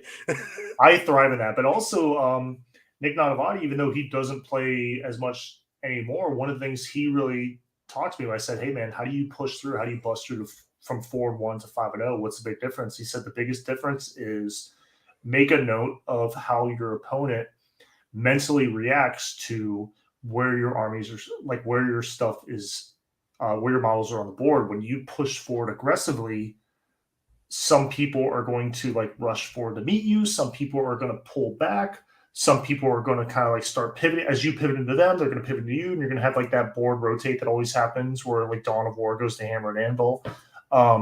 When you bring artillery, people play more aggressive into you. And he really taught me to start making a note of how people react mentally to what your models are doing on the table. And once that idea was kind of implanted in my head as something to look for, that was also a big level up moment for me, is that mental part. So the next question, it's a 3-part question, 3 different questions, one for each of us. So we'll start with the low ball one, or the more casual one. For Cliff, how serious are you about collecting and playing Lizardmen and Age of Sigmar? Dead serious. That's not a joke. I'm kidding. I'm going to start playing Age of Sigmar regularly. My number one actual hobby is dinosaurs, for real. Subscribe to a bunch of paleontology journals, wanted to be a vertebrate paleontologist, specializing in theropod behavior when I was a kid. Took a bunch of classes in college, took random master's courses in the course when I was in the subject when I was there. I was when I retire, I'm going to go get a PhD and I'm going to go dig up dinosaur bones. That is the actual plan. Dinosaurs are unreal. It's shocking to me that not everybody else in the world is as obsessed with them as I am. What's your favorite dinosaur? Yeah, I live for dinosaurs. So yeah, that's not a joke. What's your favorite dinosaur? Yeah. What's your favorite dinosaur? Oh God, it's a tie between either the Tyrannosaurus Rex or the Dakota Raptor, which is like one of the larger dromaeosaurs. This is why I was so excited about the model line, because like you can see the like. And is that a dinosaur toe on your shelf behind you, or is that just a random drinking horn? That's just a random horn. Yeah. Damn, it looked kind of like a claw. I hope It looks a little like a claw. I have a couple of other actual fossils though. They're just not in. They're not in the office. Here you go. Hell yeah, Love it.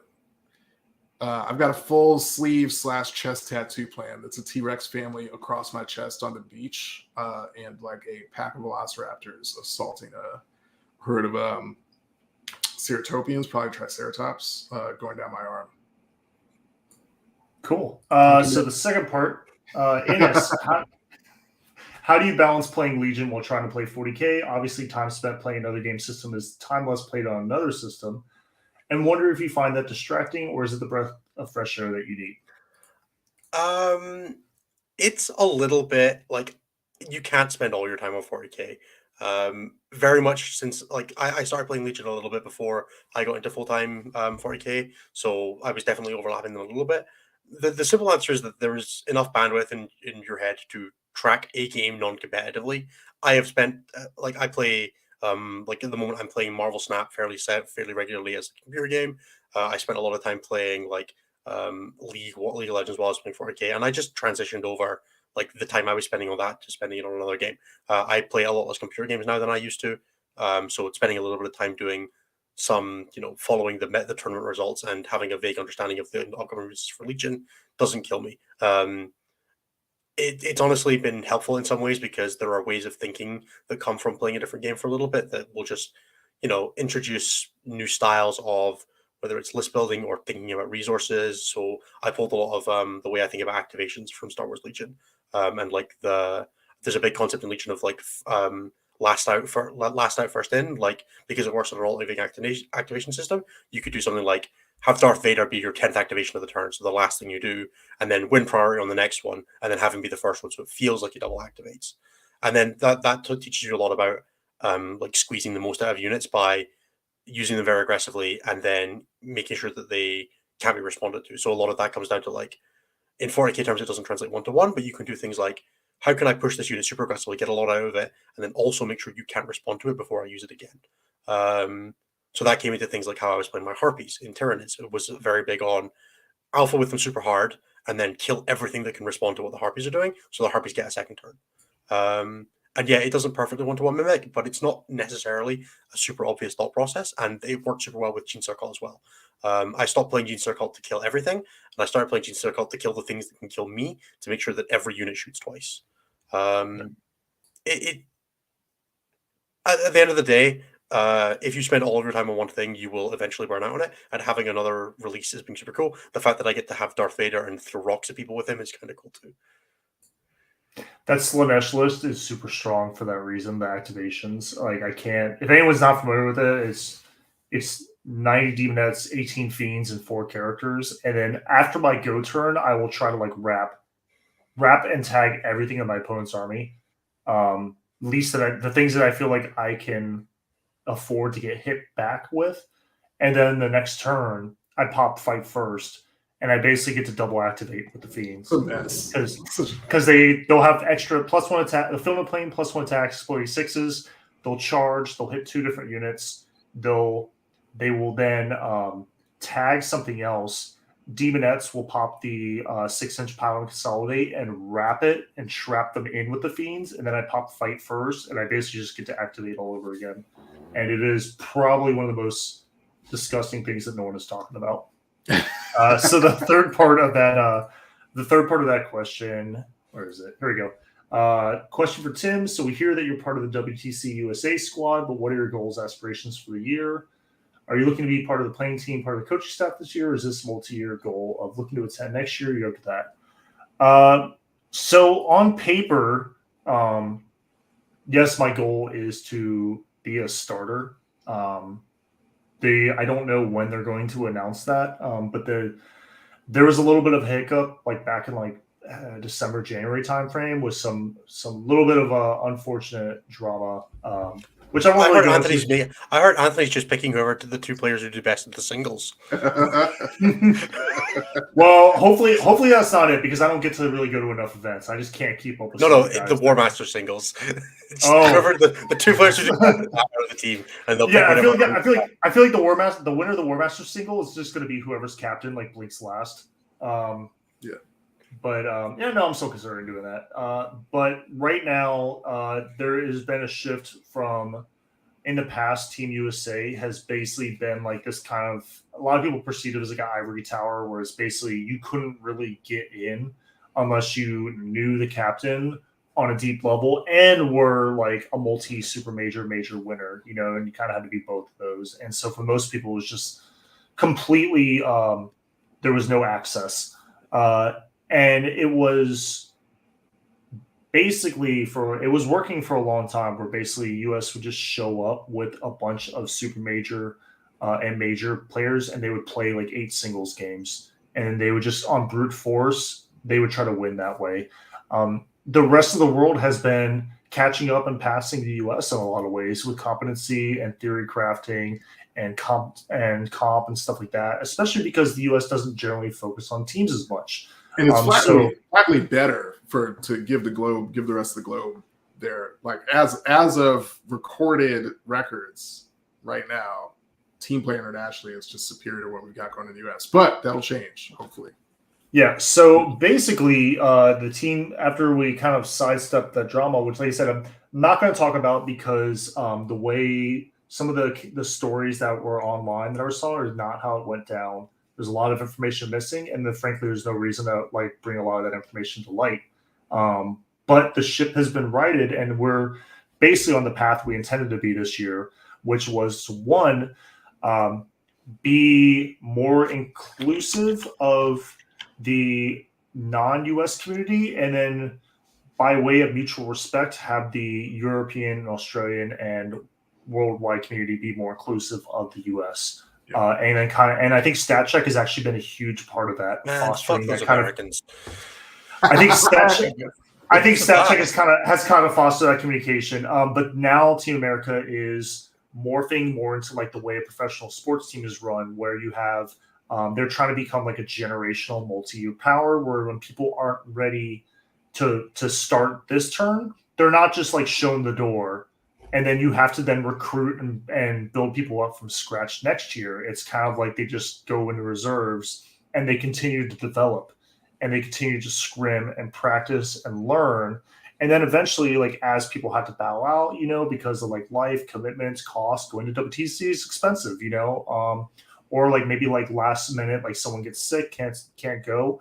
You now have a pool of people that you have been developing for the past like 1, 2, 3 years who can then get some, you know, they're not starting from scratch. They're vetted, they're practiced, they're part of the system, they're part of the team, and then you bring them up, you know, to the starting spot in the roster. So from a selfish perspective, I was getting to the point where it was getting harder and harder to find good games locally. And not to say that there wasn't good games we had locally, but it was getting noticeable. And especially sometimes schedules don't always work up like with myself and the best players, my local meta.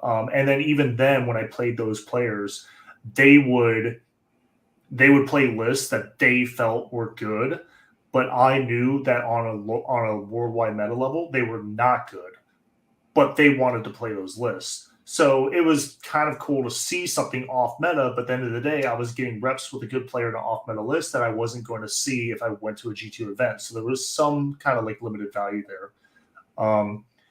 So playing like leagues, playing vibe check, playing people on TTS, playing the top level players in the US, and then playing the top level players with practice scrims into other countries, Scotland, Greece, Poland, Belgium, Germany, all that stuff. Scotland game.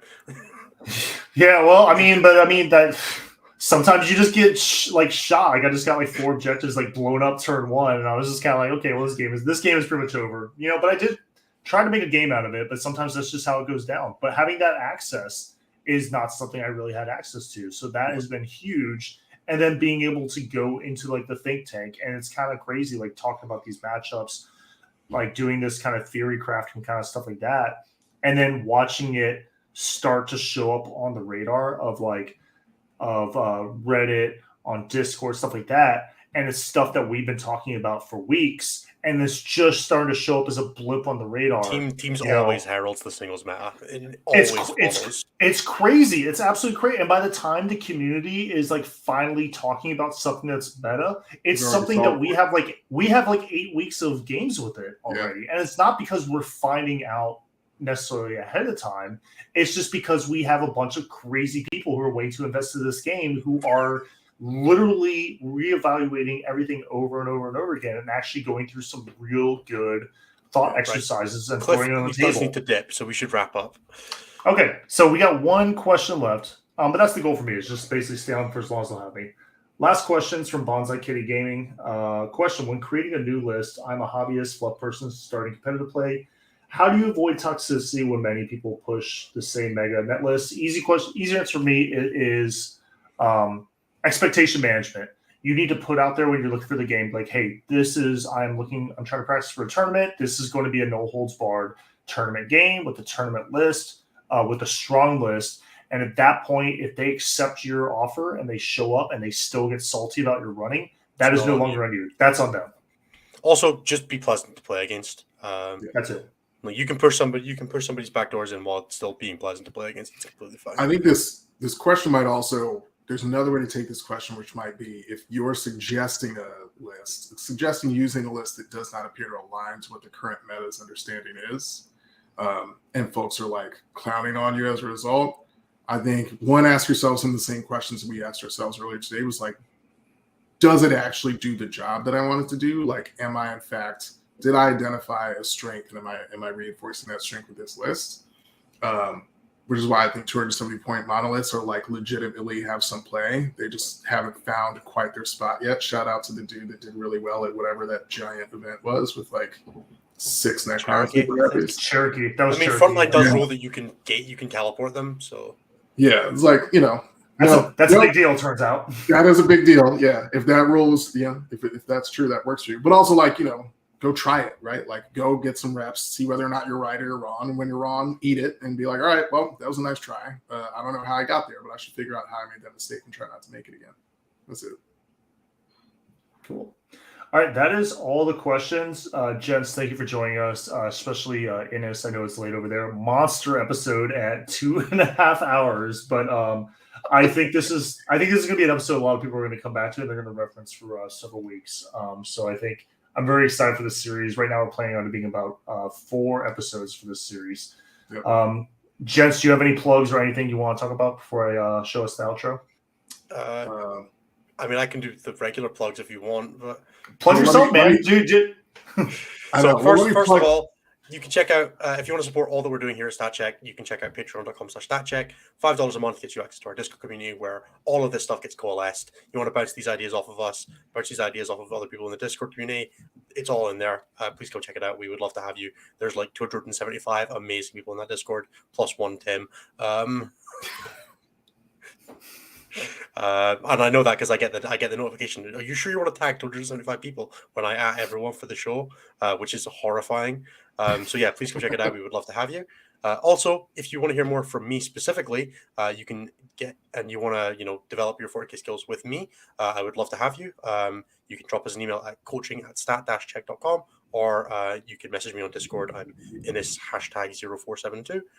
If you want to talk about getting some coaching in place, I would love to help you on your journey. Hopefully, hearing me speak today has given you some idea of what we can offer. It's a lot of self-reflection, self-analysis, going through games, going through tournament packs for terrain management and expectations and lists and all these kind of things. So whatever stage of your development you're at, I would love to get a chance to work with you if it's something that you're interested in. We also have Typhus, who is the Team Poland ex-captain, who is also fantastic at coaching. And if you have a specific focus on teams, Typhus is also a wonderful opportunity and a wonderful person who speaks just as well in 40K as me, if you can deal with the Polish accent. Yep. Typhus also helms Enter the Matrix, which is low-key the best competitive 40K content. Which I think is coming out tomorrow as Typhus speaking. Tomorrow. Yep. That'll be out tomorrow. I'll be on the lookout for lists, post for it. That's Typhus, who himself is an icon in the international team play 40K universe, talking to other icons, captains, coaches, expert players from other teams internationally about like pairing, list building, overall team strategy, all that good stuff. And check back in 2 weeks, same time, same place, for the next episode of XM1, episode 5, about Cliff. Deathwatch, not me. All right, gents. Thanks so much for coming in. It's always a pleasure. Cliff, I will be seeing you in 2 weeks. I'll see both of you in the Discord. Sounds everyone, thanks so much for tuning in. Good night, and we'll see you in the Discord.